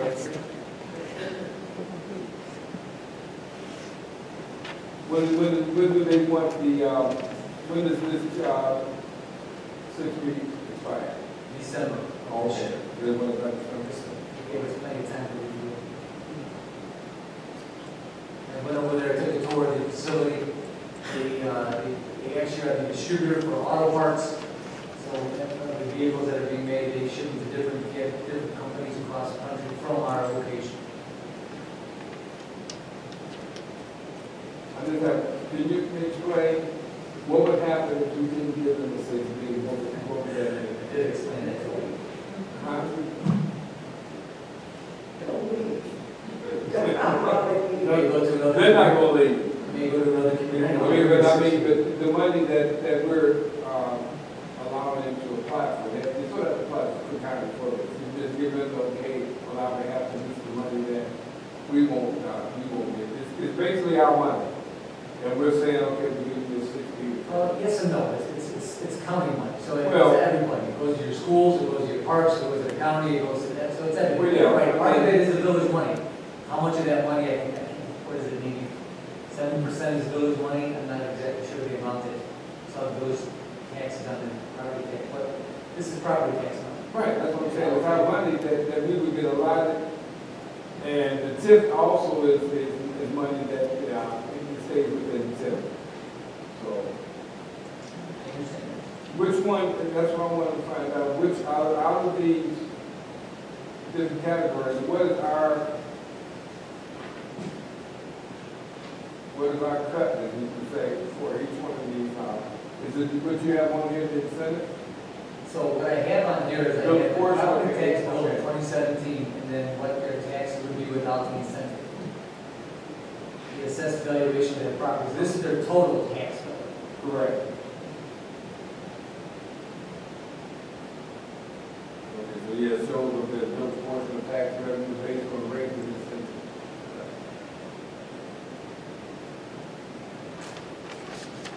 Any questions? And this has to be, This has to be voted on, yes. well, yeah, it has to be, you have to, do ordinance. Ordinance, yes, sir. And, Okay. we got until December, so It's okay. I We'll vote on it. was going to ask if that, I'm asking the board, is that okay to move? Anybody have any objections to not moving forward? Anybody have any questions? No. All right. Next one. Hey, Lawson. Wait a minute. Hold on just a second. You still have, I can wait for it. Chaos. And the gentleman is there from a different company. Oh, okay. I can wait. No, come on, I'm sorry. Oh, okay. I know the chair's not He bad. probably wants a break after all the trees. Thank you. I think that mic is still hot. I said, Finch, You gonna move up so we can hear you? I sent Mr. Finch the proposal and overview. Do you guys have that in front of you right now? I think I do.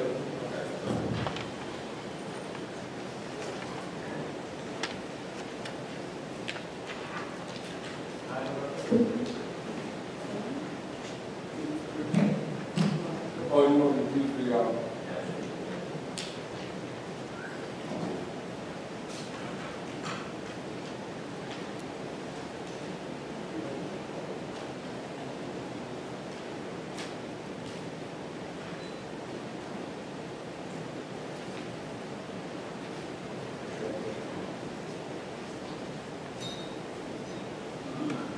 screen issue. There you go. Here's what the warm up, I mean, the chair, thank you. Oh.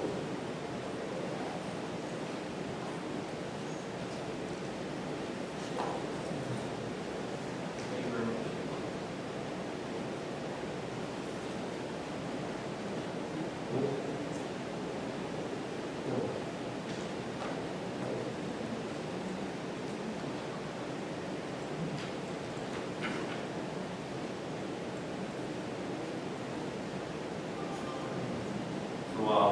powered up. How much do you guys know about Paylocity? Are you familiar? Okay, so Paylocity is a payroll and HR software company. So you guys are using ADP for that service today. We were founded in 1997 out of Homewood, Illinois, and as of late, Sonia, Mr. Finn, and Michelle and I have kind of explored the options versus what you guys are doing with ADP. Before my time at Paylocity, the last 2 years I spent here at Paylocity, I was with ADP for about 6 years, so I know the services pretty well. We have over 140 municipalities that we do business with in the state of Illinois. Some of the more certainly closer ones are Richard Park, Madison, Allison.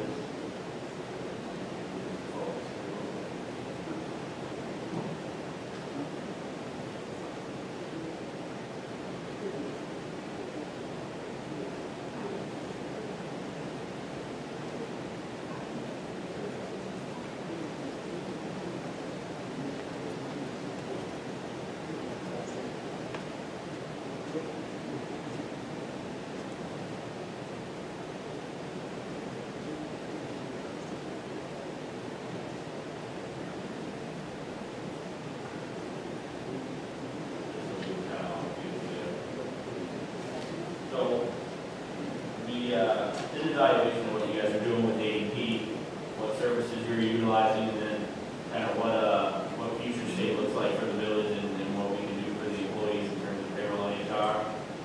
We found, really outside of payroll, 6 or 7 things that we can assist the village with. And in that, we found that with ADP today, your customer service that you're getting, you're experiencing long hold times, having trouble talking with multiple contacts when you're getting service. At Paylocity, we're going to give you a dedicated customer service representative. So not only are you payroll and HR, but there's going to be a dedicated point of contact that helps the HR administrator and finance director. We have a less than 1 minute hold time today, 97% retention rate. Customer service is where we really start to differentiate. It's one of the biggest reasons why I changed companies. Second thing we noticed is health insurance enrollment during our conversations. We discussed that health insurance enrollment today for the employees of the village is done through Blue Cross online, but it doesn't communicate with the payroll system. So those deductions come out of everybody's check. What we can do is if we can connect Blue Cross Blue Shield, we can streamline that enrollment through our benefits administration system. When the employees pick their plans, that data will send directly to the payroll and HR system. If something changes in Blue Cross, we'll pull data from there to make sure it's updated.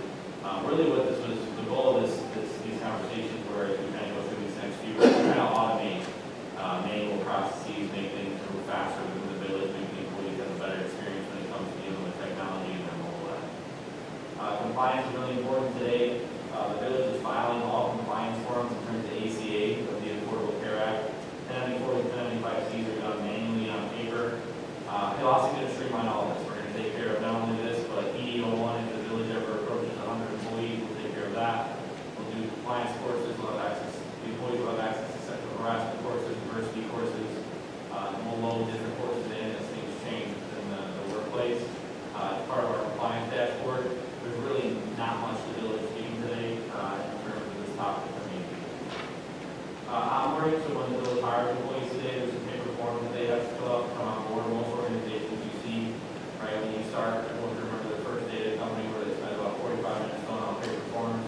With Paylocity, they can do it from the mobile app or on the computer. It takes about 15 to 20 minutes. I use that same system when I started at Paylocity. It took me 20 minutes to upload all my driver's license, my I-9 forms, verify all that online, that fed into my administrator, and then actually followed up and asked if I had any questions. So my experience when I started at the organization would be very similar to when we started here. We were running that system. They had a real good experience. Right? The first day, not about filling out paperwork, but learning about the organization and how you can help. So this is just one way that we identify that we can help with.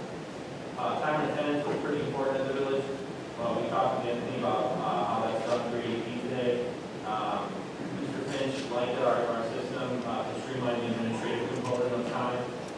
Geofence around the village so that employees can use their smartphones to talk in and talk out within 3 feet of whatever geofence we set up. And that can be at multiple locations. It doesn't just have to be here on site. It can be wherever else the employee needs to talk in. This feeds directly into the payroll process. So when the payroll person goes to run the payroll, the hours are already in there. They can just make changes and edit the No, Can you hear me okay now? there. Is that better? That's You better. guys want me to start again, or is that okay? No, just, Okay. Sorry about that. So I tried to move quick for you guys, I apologize, I didn't want to take up a ton of time.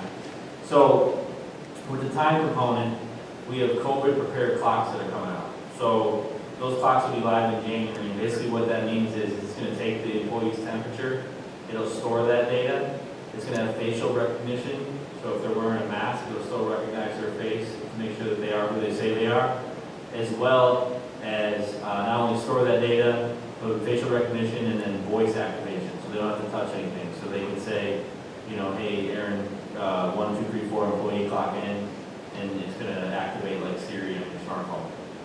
This could be really big if the workplace continues to require that this stuff exists. So just know that this stuff's available, but we did evaluate the computer method, being able to clock in and out of a computer, kiosk, an iPad, or the phone in geometry.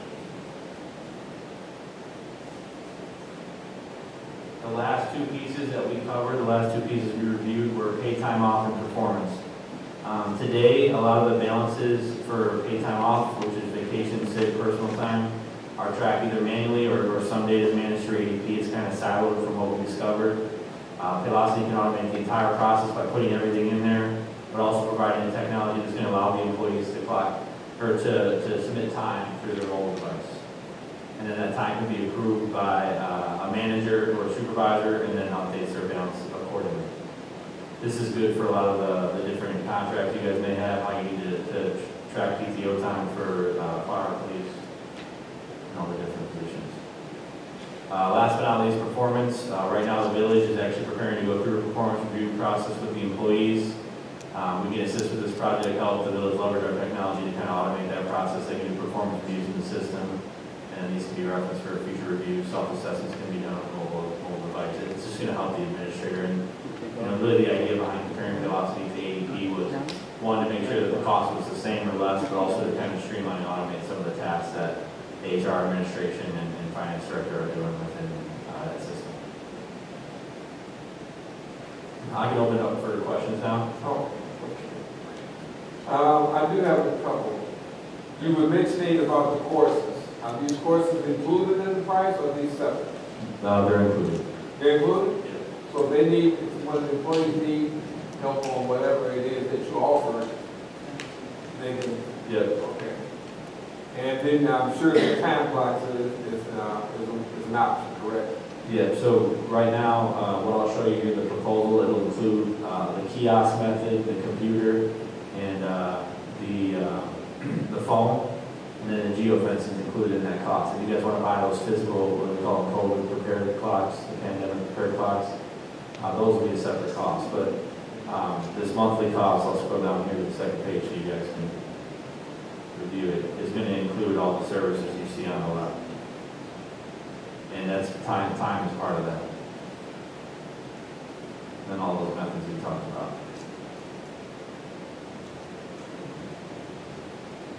Any questions? Any other questions? Is this an agreement for a certain amount of time? It's a month-to-month agreement. Month to month? Yeah. And if you want to terminate the 30-day notice, 60 days? It's typically 30 days. Either party? Yeah. Or you have to cancel? Yeah. Most times we don't. If you'd like, I can go through kind of the proposal high level, just everything that you'd be getting. Well, I'm looking at this estimated cost per month. Is that per month? Where it says year-end fees, or is that? So there's two Oh, costs. here it is, right here, $1,100 per month. Yeah, $1,100 per month. Okay. Yeah, that's everything that includes. You can cut as many checks as you want. If there's an error in payroll, you have to recut a check or reissue a payroll. There's no charge for that. Today, ADP is charging you guys for that. So if something happens in the payroll where there's a zero that's not supposed to be there or whatever, and that check needs to be voided and corrected, ADP charges for that today. If that happens in our system, you can just make that adjustment. You're paying a monthly subscription fee to us, so you can use whatever you want in the system as often as you like. My customer service, that was a big issue. So you said that you're located in Homewood? We were founded in Homewood in 1997. Our main headquarters today is in Schaumburg, Illinois. Okay, Okay, is there any, okay, because a lot of times we have a problem with trying to connect with someone. And, Sure. and then is your connection basically online, or can we actually get somebody to come out? Yeah, so there's a couple of different things that are going to be available as far as service. There's the chat, right? So you can just chat back and forth with something quick. Our peak system, which is a system in the database that's available to administrators and employees. They can train themselves on whatever they wish, something easy like changing their W-4 information, direct deposit, something like that. And then we have our customer service team. There's a dedicated person assigned to each business. That person sits in a team of people, so that way they can manage the volume. And we maintain less than one hold time, and we get a response time via email for 24 hours. Now, as far as the local contact, I'm from the Atlantic, so not far from here. You know the area well. I grew up on the southwest side, so everyone has my cell phone that does business with me. So as far as having somebody come out here in person to make sure things are going correctly, I'd be more than happy to do that to earn the business of the village. It's kind of how I build my brand and how I grow my business.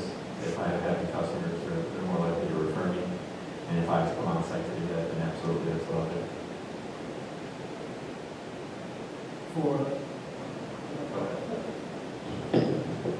For the 1100, does that include the clock or no? That would include the phone, clocking in and out like geofence, so they can be within 3 feet of a perimeter that we set. A kiosk, so you guys can set up an iPad or something that they can walk up to and clock in and out physically. That has facial recognition, that kiosk mode, or we can restrict the computer's IP address. So only when they're in the building using that specific computer can they clock in and clock out. Now, if the clocks are something that we want to explore, we for sure can do that. I get you guys pricing on that. They just, you know, as you can imagine, it's brand new. So they just rolled that stuff out a couple of weeks ago. So I'd have to get some pricing over to you guys to review if you guys wanted a physical clock that could do that. And there can be multiple perimeters. Yeah, correct. Yeah. And that cost includes multiple perimeters. For the W-2, I see you have a price of $467 now there. Yep. Now, that's for the actual paper copy? Because you get electronically as well, I know. Yep. But is this for the actual paper copy, or is this the cost of actually creating that W-2 for the year? It's both. So it's to create it, make sure that it's filed and legit with the IRS and the state, and then also send paper copies to the village so that they can be provided to the employees. And then also they have access to the mobile app to all their tax documents. So pay stubs, W-2s, and that's going to be for the length that you're with us. So we never purge or archive any data. So everything that you do with us will be stored in there for as long as you're with us. And we even could go as far as to pulling the data IABP and putting that in there too, so you guys have access to that. Sometimes, you know, something might come up and we have to send out corrected W-2s. Would that be an extra, another additional $467? So you have to send the W-2s like an extra one out? Yeah, let's say, you know, we need to correct something on W-2. Is that an extra $467? No, so it would be, if you see the breakdown up there, it's a base fee of $45 and then $6.50 per W-2. So in that scenario, if it's an error or something that we did, there's no charge for that. If it's something that maybe we were missing, their address is incorrect or their birth date or something like that, there may be a charge. Most times we can work that stuff out where if it's something like a one-off, they're not going to bill you for it. Okay. But it could be like $6 to $7 for the other W-2. That is possible. Software updates in calls that I'm sure you took a little bit about system. Is there going to be any software changes, and if so, is there better included in the call? Yeah, so the unique thing about our database is a cloud-based system, and it has an open architecture. So as far as software updates that are required, we update everything internally without our customers really knowing about it. It's going to have that functionality that communicates with systems in your business. That open architecture really creates where the systems start to talk to one another. As far as your guys' setup today, there's going to be no requirement to update anything. Typically, our customers don't have to update anything internally, unless it's the accounting system that you may update, and then we would kind of move in tandem with that update. There would be no charge for that, though.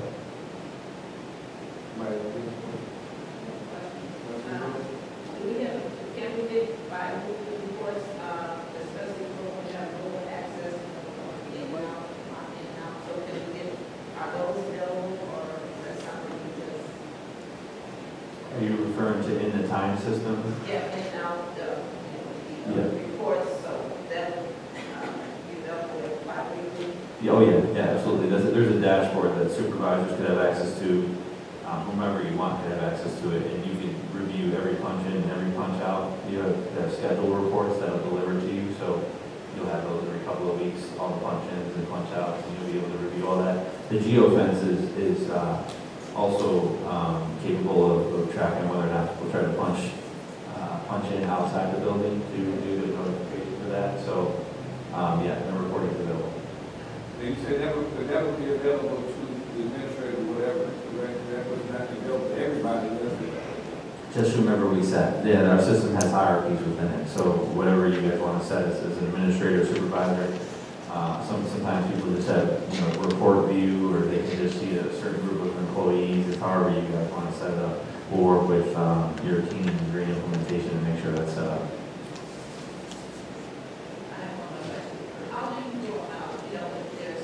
Microphone, please. I'm sorry. How do you go about breaking something? Like, say, for instance, an employee comes in late or something like that, they just forget to punch in and out, or in or out. How do you correct something like that? Sure, so good question. So in our system, there's a dashboard, and I can see, do you guys want me to pull it up? Is that helpful?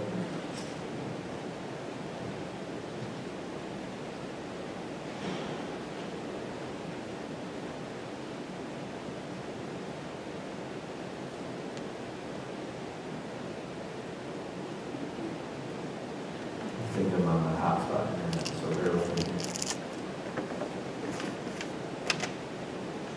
So to answer the question while this is loading, there's a dashboard that all the administrators will have access to. When they log into the system, they're going to see.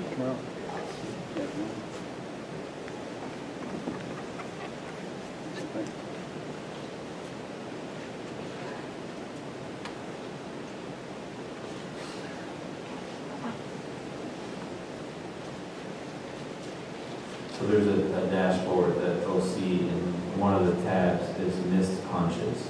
So they'll click that, it'll show them every missed punch, and they can click the employee's name that had the missed punch, and then make a change on a virtual time card. And that'll be to the administrator. Correct. It's loading up here for a minute. I don't know if it's going to let me or not. I'm on the Xfinity hotspot. I wasn't sure what the internet password was when I got here, so. Looks like it's moving, but we'll see. Any other questions I can answer while this tries to find? I have some. So when you use the mobile to punch in, does it like GPS that you're on the grounds of the village hall, so you can't punch from home? Yeah, so. Is that what it does? Yeah, 100%. Yeah, so within 3 feet of the doorway. So they could literally be standing outside the door and punch, but you guys would probably see them at that point, right? Yeah, and it'll drop a pin right where they are. If they try to punch outside that perimeter, it'll drop a pin where they were. Yeah, well, you could actually make it capable of them letting them punch in from wherever, but it'll drop a pin where they're at, so you can then review that and you'll know if they're outside those perimeters. It's loading up here. Let's see if it works. Any other questions? Yeah, question. How good is this quote? How long is this quote good for? As long as you guys are with us, right? So the prices are always subject to change based off market fluctuation. That's every few years. I've never seen it change more than a couple of dollars a month. It's not like an introductory rate and then all of a sudden it changes. It's more so just doing good business with you guys, having you stay with us. A lot of the organizations that we work with, retention is important, right? So 97% is pretty high for our industry. In the payroll game, a lot of people jump ship and go to different places based off cost. We try to change that model a little bit and make customers stay with us for a long time. If you do some research, our CEO's from Homewood, Illinois. He's running a payroll company out in Canada right now called Blue Marble. They have the same motto. We're both publicly traded organizations. It's important that we make sure that everyone knows what our numbers are and what's happening. So yeah, to answer your question, that price is good for as long as you're with us. It may change a couple of dollars, but we would always notify you in advance of that. Sure.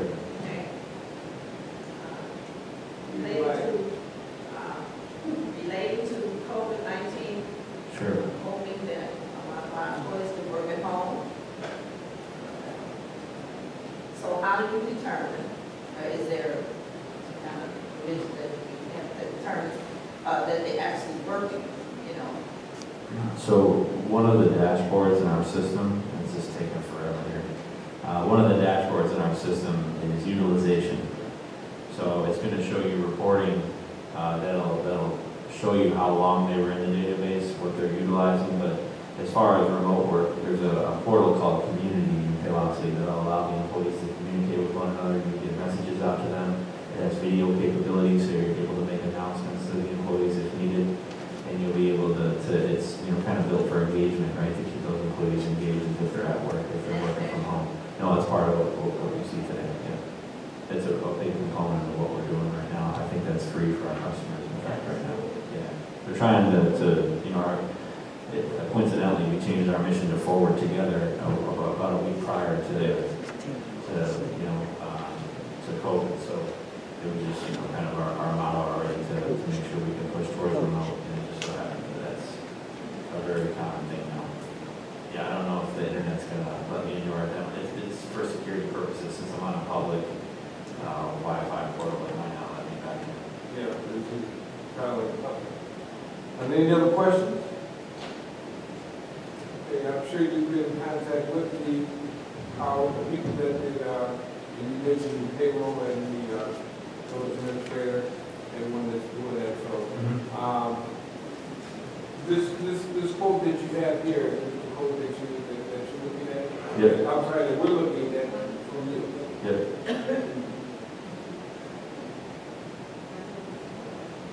And what this would include, I think, the discussion was to try to get the board to approve so that we could start to move on this right away, only because there's a financial incentive to not charge any setup, as well as not charge you guys for the second, third, or fourth month of service with us. So that would be free, as if we get a commitment from you guys before the end of the month, so we can get started on implementation. What's the turnaround time?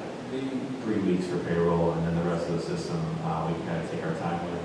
It depends on how fast the village wants to move, but in terms of getting everybody paid, it's about 21 days.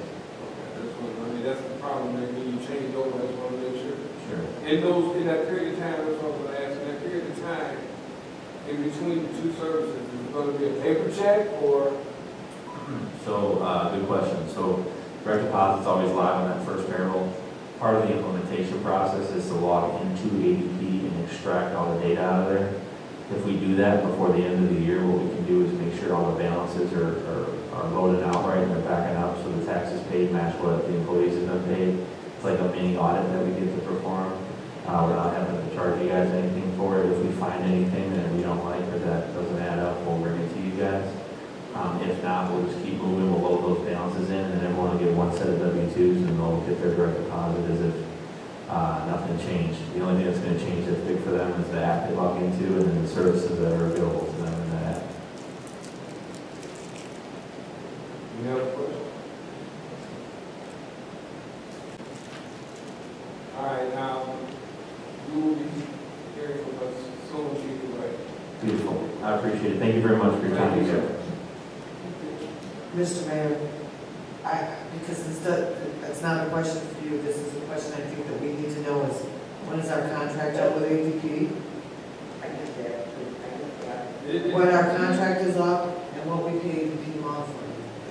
Well, that you're going to have to probably have somebody look at that. I don't think anyone has that really available. We have to give them a 90-day notice. Okay. But Give them a I think, when I 90-day look at notice. this, I think this is a little bit cheaper than what I see on the, I think it's 600 every 2 weeks. Sounds good. 600 something every 2 weeks. I just want to know the contract. Oh, the contract. You said it's much. It's much, but I thought it was 90 days. Okay. No, it's 90 days of turnaround. I mean, I don't think it's much money. But, right, notice, right. I don't think it's 90 days, which I don't want to discuss price right now. You just said you don't want to discuss. Okay, no, I mean. What I was going to say was, you said we have an incentive if we move right away, but now we have 90 days, we have to either buy out ADP's contract, or I'm looking at the violation. you said 90 days, we have to give a Give them 90 a day notice, notice. yeah.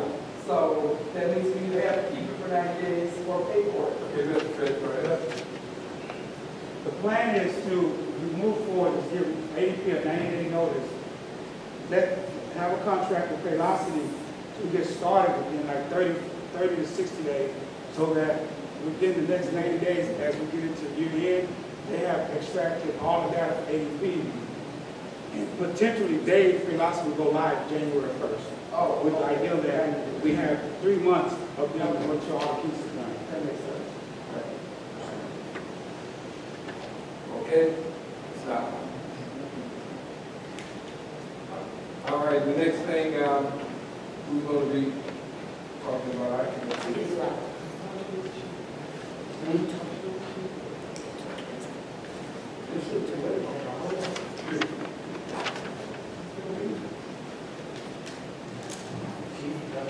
No, I don't stop it. Mr. Mayor, I asked to talk about our occupancy inspectors, just because, I wasn't sure how this came to be. Why, for our occupancy homes, how did we come to be to have 2 independent inspectors inspect our rental homes? Yeah, okay. I know that that'd be a history. We used to have more than that at one time, really. But it's just 2 now. A few of them fell off, I don't know, because they didn't get certification or they got out of business. We had a few, but when I was first, we had, I don't know.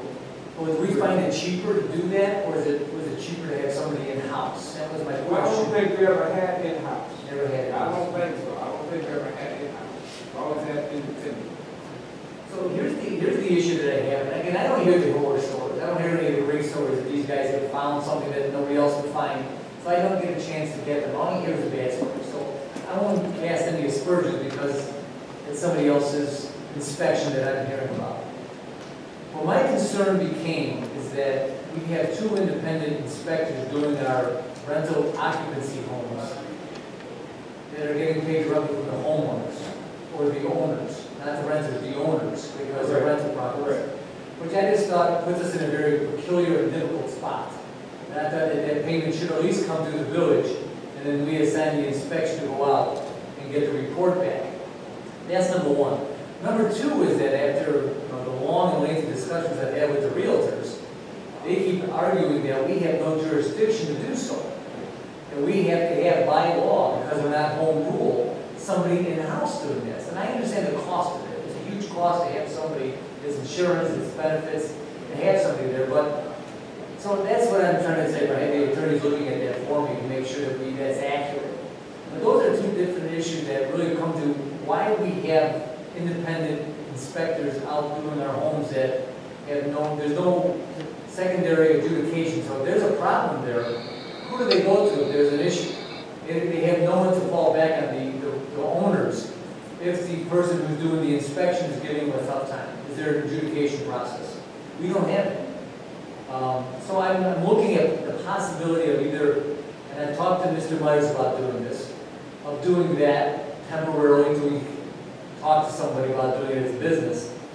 We've talked before is going out for a RFP to have a company come and do this. So, and I know I'm putting the cart before the horse because I have to have the attorney's opinion on whether or not we're able to do so and whether or not we have to have in-house inspectors. But if the attorneys come back and say, yes, we have to have an in-house inspector do it, we can't have private inspectors do so, in the intermediate time before we can really get our arms around this, I'm asking that Mr. Myers can do it. He said he can do it, he's certified, he knows his village very well, he's working his tail off in regards to our code enforcement. He's doing a great job, and trying to take care of everything that needs to get done. If the attorneys come back and tell us, no, the realtors are wrong, we can privatize this, then I want to go out for a RFP and get a company come in and do the inspections for us through our financing. So it would be, the village would get the money for the inspection fee, and then we would pay the company. So we would be able to make control that process as it goes on. I just think there's just too much unsupervised action going on that we have no control over. And again, I'm not saying anything good or bad, I'm just saying we should have control when the inspections are being done, what's being inspected, how much it's costing, who is getting paid for it, and what are the adjudications of it? What is the end of it? And how do they go to, if there's a problem, who do they go to override it or have a second look at it? We don't have that process now. So that's what I'm asking for. In the interim is to allow our internal person to do it, who said he has the time to do so. And then at that point, let's maybe get a different perspective of how we want to handle our inspectors. Well, I'm just going to, first of all, this is the way it's been since I've been that we had independent. Never had a company that I know of, unless it was for Sauk, which came and did the commercial and the industrial and some of the housing projects. But outside that, it was always they would have to the internal would have not internal, but we had people that were licensed by we had people licensed by the individual, licensed in different aspects, plumbing, heating, air conditioning, and things of that nature. Now, I don't know why all of a sudden now it's becoming a problem, because we're finding that they're finding other things, and as you said that you actually looked at and looked at it. Some of these things that are going on right now have been going on for a long, long time, and then we find out now that they've been going on for a while, so sometimes it is good to change and get new eyes on it and new perspectives. As far as having our own person to do that, then you have to make that person an employee. So therefore, then that's the extra added expense to that. And, if you want to do that, then that would be something that you, like I said, you put out there for a particular position, and that's what they will do full time. But I still like to know what's the problem with who we have right now, and why all of a sudden now that's a problem. I mean, it was never a problem before, and then all of a sudden now it's a problem, and you're saying that the investors, well, the investors will always have a problem because they're trying to, sidestep a lot of stuff. And we see that, and we saw that, and I saw that coming in. And some of these homes that I saw, I'm like, how did they ever get passed in the first place? But they were, okay, but now when they get re-inspected, all of a sudden now, we find out that this particular product has been going on for quite a while. Make a long story short, if you want to get the board wants to get a separate person to inspect the homes and be employed by the village, okay. If that's what they want to do, that's a different position, that's a different job, that's a different, set of worms, a can of worms. But I don't see how come now it's a problem. So you're saying that, you're not going to go back and forth with that. But I'm just wondering why is it, and if they want to change that part and make that job, make it a job, make it a full-time job, to pay a benefits or whatever the case may be, then we can go out and then have people apply for that particular position and go from there. And that's what wants to be done. But outside of that, the reason why now things are being done because people are finding stuff. People are being inspected now, and if it comes up to some of these landlords, some of that stuff, why are you looking at it? Why are you doing this? Why are you doing that? I mean, would you live in it? That's my thing. Would you, if the house is not, I would like my house if it was me, red tape, and you inspecting, I wanted to be inspected to where you would live in that same place. So, but if that's what the board wants to do, is to, I think that's what I'm hearing from you, have a full-time person come and do that, then fine. But, and then they understand what it means. I think the board and myself also always want the best for our residents. That's to be the hope that will be everybody's idea. And I understand that there's some unscrupulous owners out there that will do whatever they can to skirt the law and skirt what they have to do. I'm not casting any aspersions. All all I'm saying is that we have lost total control of that.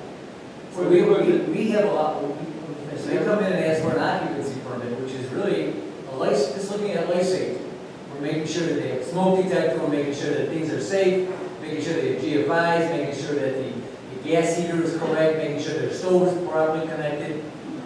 We're not getting into the framework of the house. We're not going into, again, I thought our home occupancy, we're not going in and looking at the structure of the house. That would be our building department. And that would be safe building. They would be the ones that would be doing that. And if there's a problem with the home, then a renter would call the village out to say, I have a problem with this home, and then we would address it that way. But these are home occupancies, so this is making sure the home is safe for someone to live in. I'm asking, what are you asking? I'm looking at the possibility of letting us do this internally. Right now, they charge, again, don't quote me on the amount, I think it's $300 for an inspection. Okay. And then they come out, am I right? Yes, I think that's $300 for an inspection. It includes one re-inspection if they have to come out. And if they have to come out a second or third time, then there's an additional cost. Again, besides being an exorbitant amount, I just think that we've lost control of it as a village. Who pays for that 300? The owner. Okay. The owner.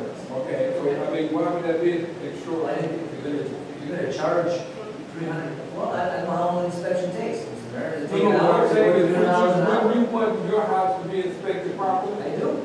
I mean, whatever, if you're gonna make money, whoever it is that's doing, that's renting the home is gonna make money. Wouldn't you want it inspected?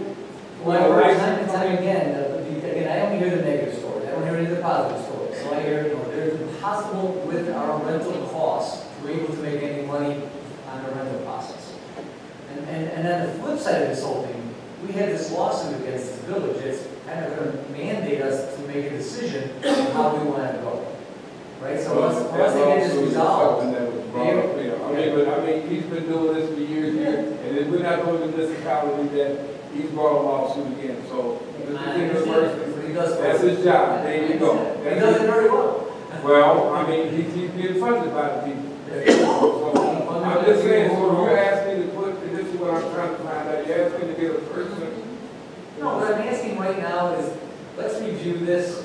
We have our internal guy do the home occupancy stuff as of now. But I'm going to get fees in the village of if you're going to look at that, I need to make sure whoever the internal person is has the proper, because I don't know. Sure, I want to this. Okay, I understand that, but we need to find out from someone, independent or whatever, what the protocol is. We have to be licensed by the state. Okay, I understand that. But I just want to make sure that they're able to do that, because now it's our responsibility. I understand. And it's a big issue. Okay, Mr. Mayor, when we had a discussion about state build, when we were talking about permits, when he did his presentation, and I thought my understanding was the board wanted that to go out for bid for building permits, and I thought we said the home inspections and the rental inspections. We already discussed this. I don't know nothing about an internal inspector, but we did talk about having a bid packet put together and have people bid on building permits in the home and sale inspections. We already discussed this. I thought we all agreed on it. So then do you want safe building company to come and do? I don't know about that. Well, we wanted to go out for bid. That was the issue that we brought up a couple of meetings ago. Was, so if you go out for bid, you have the company do it? Yeah. Go out for bid would be a company do it. That's what I'm saying. So, but then you're saying which I told was illegal. We can't do that either. And we have to have somebody in-house by the law.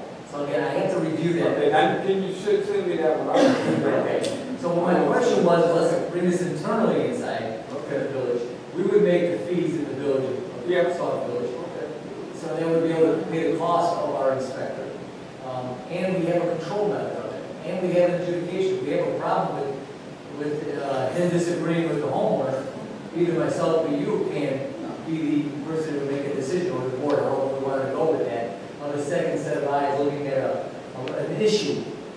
Whether that's a legitimate issue, if it's an issue that's going to be something for inspection of the home, I want a professional. I'm not a professional. It's the second set of eyes looking at it, whether it's I mean, if you want it, if they want it, if that's what it needs to be, or you want that, let's go out, let's get the whatever we have to do in the meantime to keep it the way it is, and then put an application, have an application process, and have people submit, And we need to, like I said, I want to see what it is, what the qualifications are for that particular position, because we're guessing right now, we're saying it should be this, I want to see it in writing, what it takes for that inspector to have what they need to have now, according to state.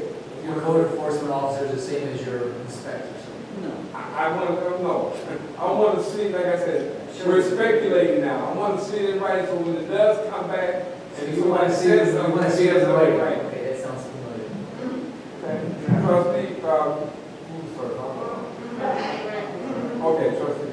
So question, so if we do this internally for a period of time, there's gonna be one person that's gonna be doing inspections. Right now, we have 2 independent inspectors doing it, so how are we gonna keep up? That's one thing. 2, you're gonna tax the front desk, because that's gonna be work that they're gonna have to do in regards to collecting the money and or making a database or whatever the case may be to keep track of all the inspections. And then, so you're gonna have a full-time person doing something. So, right now, Mr. Myers is, I apologize, right now, the person doing it is part-time, so how is that gonna work out with his current 20 hours a week, or, whatever case he is doing right now? How is that gonna work? And I haven't got that point I just want to make sure this village realizes that we're putting ourselves into a very particular situation in regards to having outside contractors inspecting things that we have no control of. But if we did that was 30 years, I mean, That doesn't make it right. I just think Very low. we've been going for a long time, a very long time, if that's the case. And the attorney's gonna say something by now, in my opinion, I would think they would have told us years ago. I'm not sure they even know that. Trustee, I'm not sure they would have asked. That's a problem. Trustee, Most villages have their internal inspection board. And I understand going, having your private things, it makes sense, it's cheaper, it's easier to deal with. You don't have the insurance part, the liability part. But I just think we put ourselves into a really tough position right now. And then, if nothing else, in the worst case scenario, I think that this village should be the one that collects the fee and then pays the inspector. That's the worst case scenario, the least case scenario. We shouldn't let them be getting paid by the homeowner at the doorstep as they come in to inspect. I think that opens us up for a whole bunch of issues. So is it about collecting the money, the revenue, or is it about collecting, just making sure the process is smooth? I think it's both. Because I mean, we do get an administrative fee. $75 administrative fee, so we do collect cash on the inspections. They pay us. So $75, I believe that's the number, comes to us, that's right, Trustee? Yeah, so $75 comes to us, the village, and we don't do a thing, we don't do anything. That's our, They come in and request that inspection, they get $75 fee. Correct. Still paying the inspector at the front door. correct, it's the inspector, and Yes, and that work, yes. Trustee Bell. What year codes are we using? You don't, what year both codes are we using? 2006, correct? 2000. Our codes, the code we use, I don't know 2006. which one needs, It's two, okay. The the International ordinance Code is Council, 2006. 2006. So that's basic life safety. You expect smoke detectors. Right. Well, like I said, I want to see, before we go any further, I want to see what it is this inspector should be licensed to do. That just wants to see that in writing, that's all. Would be, before we used to have a roof inspector come out. We had, that's what we did before, you had each individual came out and did that, and they had, and the homeowner had to pay that person. Village did pay that person to do that, and then they paid us the application. Trustee, That's what I wanted to tell the building administrator. Maybe about 4 or 5 months ago, we updated that ordinance. And in that ordinance, if a homeowner has a complaint, they can submit a letter to the village clerk. That's what's in there. And then the adjudication court would make a finding on that. They could appear in court, tell them what they're dissatisfied, and then somebody outside of the village could make that determination if they feel they were mistreated or something was done wrong. There is a $75 admin fee along with the $300 they're paying the inspectors by themselves. So we're making $75 like an administrative fee, and the inspectors are making the 300. Okay, other people want to wait? I think that's it. Okay, doesn't matter. Go ahead, Dr. Brewer. She doesn't want to add it. Hand her the mic.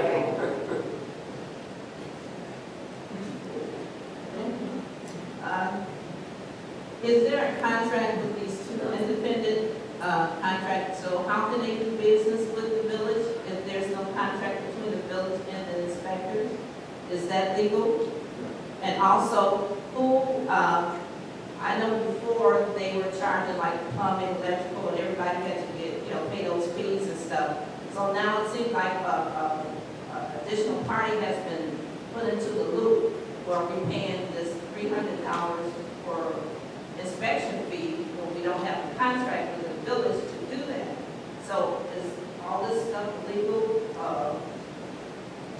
How does all that work? Well, if you listen to the realtors, they believe that we are not acting in the best of faith for the But again, that's the realtors, so can't take it with a grain of salt. Understand that they have their own idea that they think the law should be. So once I get that more attorney out. So we actually need to know if we have the, if the inspectors have entered into a contract to work with them. Again, two very nice men, I'm assuming, I've never met the men who do the inspections, I don't know them. I just think that we open ourselves up for situations we don't need. That's my suggestion. That was all my thought. Thank you.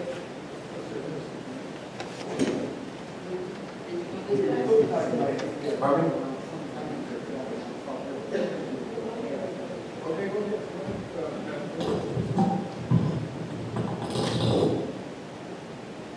Thank you all. I think that the conversations this evening have been very worthwhile. They've been very positive.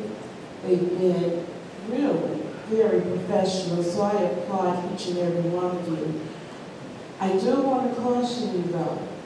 A lot of things have come forth this evening, and it says to me that some of you are moving forward, but you're not doing just one important step, and that is your research, and to look at what's already on the books. Last year, we spent considerable hours going back and forth on two specific ordinances. One of them was for renters, and the other one was for homeowners. And you guys spent so much time on it because you did have renters who were attending meetings and they provided their input, and then some of you were going on with what you know how it used to be, and you attempted to come up with some level of agreement, even though even after the ordinances were passed, they still weren't totally satisfied. So I'm not going to talk any longer on it, other than to invite you who have a great interest to look at the ordinances that were just passed last year. And then look at, do we have to change that ordinance before moving forward? How do we move forward? But you need to know what's in your documents before everybody just go off and just do whatever in terms of what you think is best. Thank you for giving me that opportunity to express that. Fire Chief, you heard me explain the lateral ordinance to provide lateral hiring for police officers. We had discussed this the last time this had came up, I believe, towards the end of last year. I'm here to, of course, I wanted to be here to answer any questions concerning the lateral ordinance. The reason why it was pulled was based on a couple of discussions that we had with the Police and Fire Board, the village attorney, and the Police and Fire Board attorney. What it does is it gives us the additional options when we have limited opportunities to get sworn personnel. And so this would give us the opportunity under certain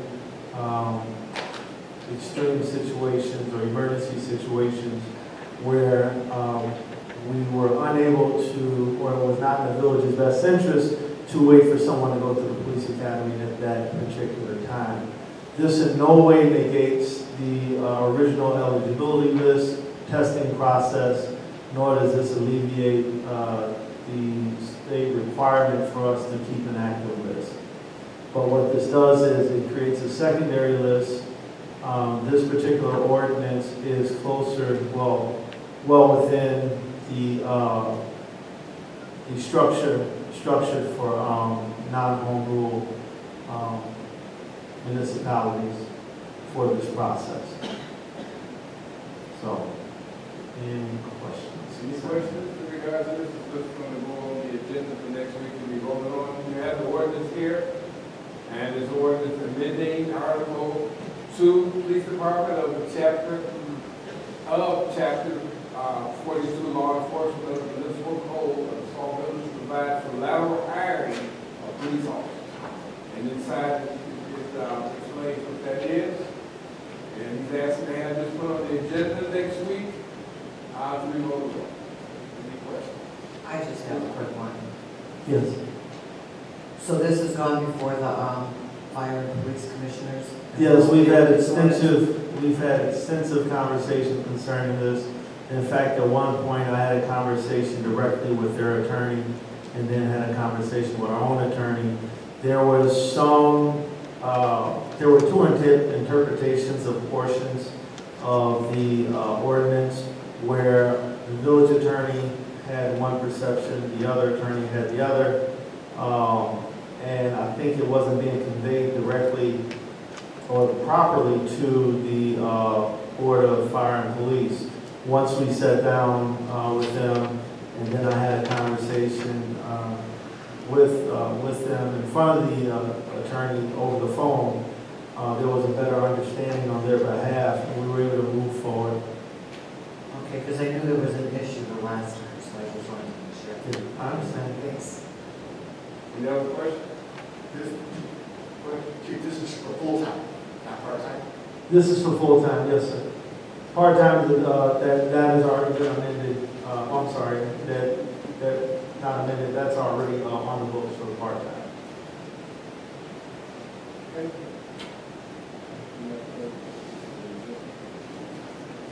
Thank you, Chief. Thank you. Next one is public comments.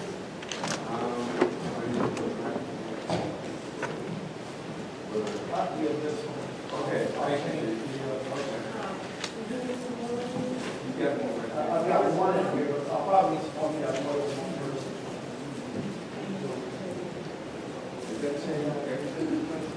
I would assume so.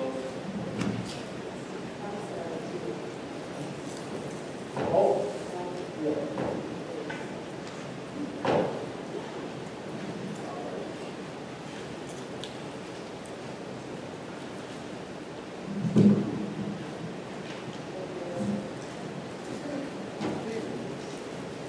Oh, yeah.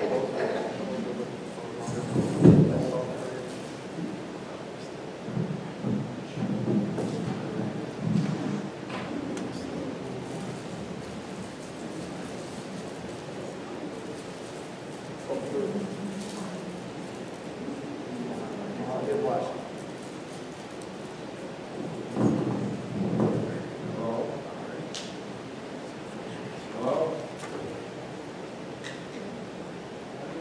Hello? Hello.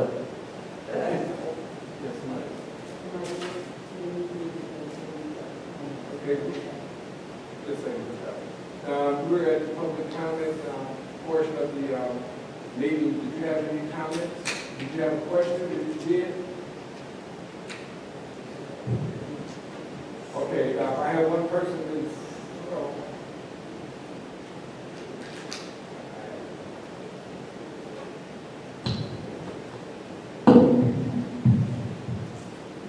can you hear me now?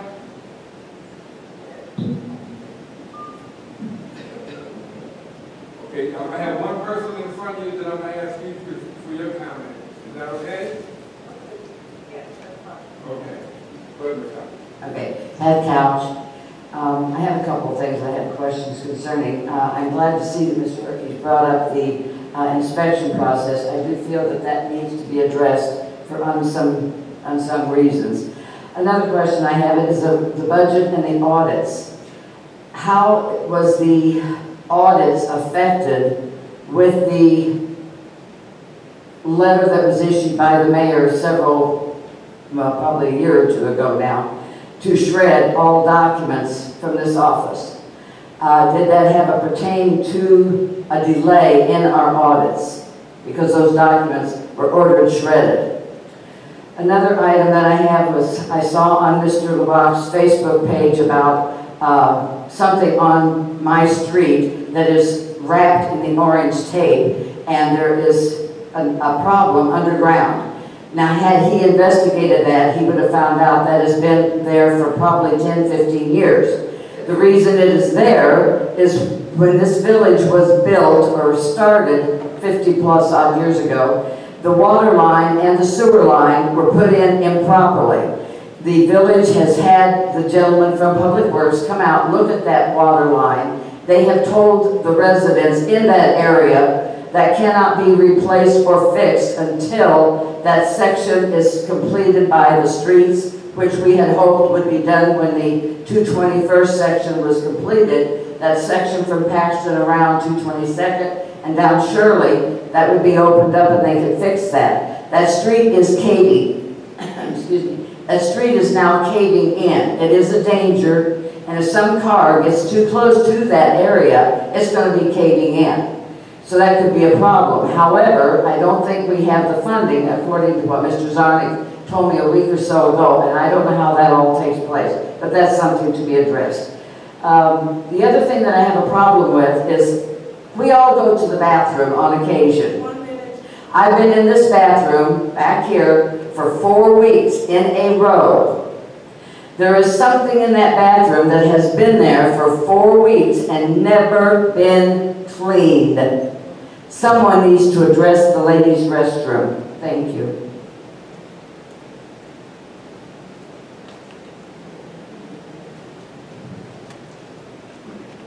Okay, ma'am, can you hear me?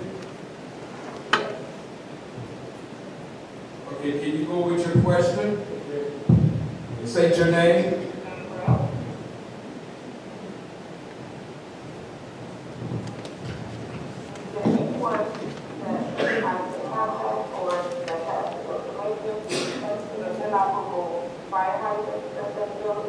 I would want to know if the fire hydrant on my block is in operable condition, because I have children, I take care of children, there's many children on my block, and my neighbor is the person that already experienced the fire when there was a loss of life that was in Capital.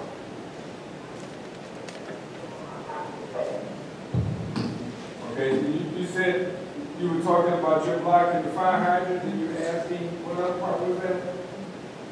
Who can we contact to see if our fire hydrant is part of those ones that's inoperable?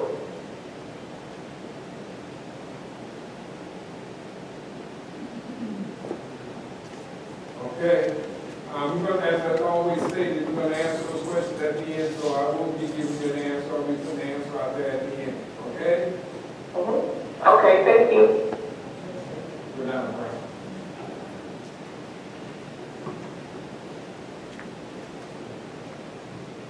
Good evening. Arnold Coleman. Can you hear me? Yes. We have a lot of, we have full-time and part-time people here employed, right? Is the village administrator, is he full-time? No. No? All right, well, how many hours does the village administrator work? Just that. I'm going to answer more things. Go ahead. That's one question. Okay. And when I first started coming here, there was a big, what we do about surety bonds, for employees here or people on a higher level, does the village administrator need a surety bond?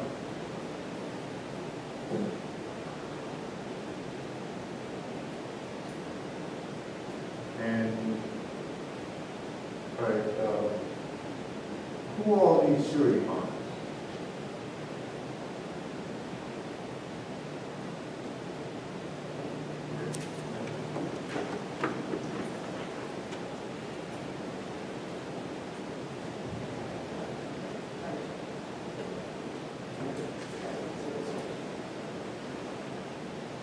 Frank Williams,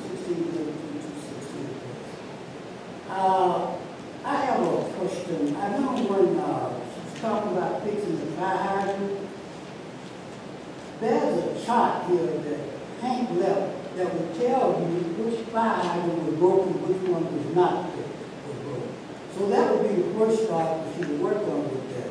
And I'm listening to her talk, and being a contractor for as long as I've been, is one thing that when you're talking about a contract, one thing we must look at the bottom of that contract is that line that says hidden damage cannot be priced. Other than that, you don't have to worry about it. If he signs it, if he has to dig all the way to China, he can't cost you nothing else. But this is what we have to do about it.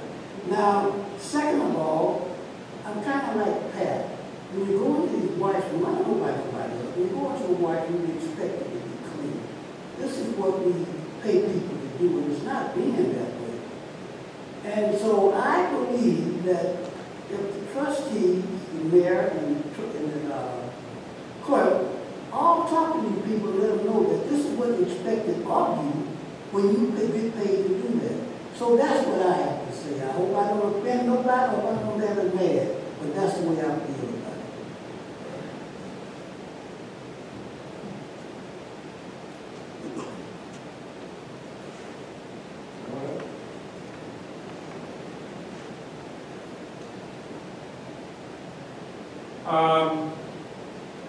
Okay, the first one was the inspection process. We discussed tonight. I guess we're going to go back and fine tune that, come back with a plan, how it's going to move forward in-house or do it independently, or get the company to do it. I'm not understanding. I did put out a directive maybe 3 years ago about documents being shredded. That was because there were documents that were picked up by, I guess you would call it our cleaning crew, and there was letters there that were, that I thought shouldn't have been shredded instead of, someone finding it out. And then also, a lot of times it gets into the garbage, and it doesn't get shredded, and who knows, it may blow, or someone can pick it up. So that was the reason why I put that out there. I don't know where it came from, that it was trying to shred documents, and it has nothing, and I'll say it again, it has nothing to do with the audit, or the budget, or anything else. So that's a rumor that I'm going to put to rest right now. I did put something out there to make sure all the department heads, when they keep up in the garbage, it was sensitive, we had names and addresses on it, that it should be shredded, torn up, or whatever, so we would put that in, wouldn't get, somebody would find it on the ground or whatever. I'm hearing about the bathrooms. I'm going to, again, ask the cleanup crew company to address those issues. So I appreciate people coming and letting me know that the bathroom they feel is not clean properly, or that it has a problem with it. Because I don't go into the ladies' room, but I do see the men's room. If I see something wrong, I do bring that up. So I appreciate that person coming and letting me know about that. Surety bonds. Usually that's when someone is in a certain level of administration, and everyone should have one. This was brought up before, I think it was, person was finance director, and it was making sure that that person or persons, because it was two different people that had that position. And I think anyone handling anything that has to do with high level in the village should have a surety bond protecting against a decision they may make or whatever. The village pays for it, so I'm sure that the village administrator, I'll check into it, I haven't looked to see, also should be, it should have a surety bond. For the fire hydrant, if you know that your fire hydrant is not working, please come to the village and let us know. But right now, there was a list, not a list, but a chart that was put out there with the previous mayor that had, they were, I guess, putting gold stars right by the different fire hydrants. But since that time, we've had Public Works Director to go over it again, so I'm going to talk to him and find out, did this list differ from what he has right, what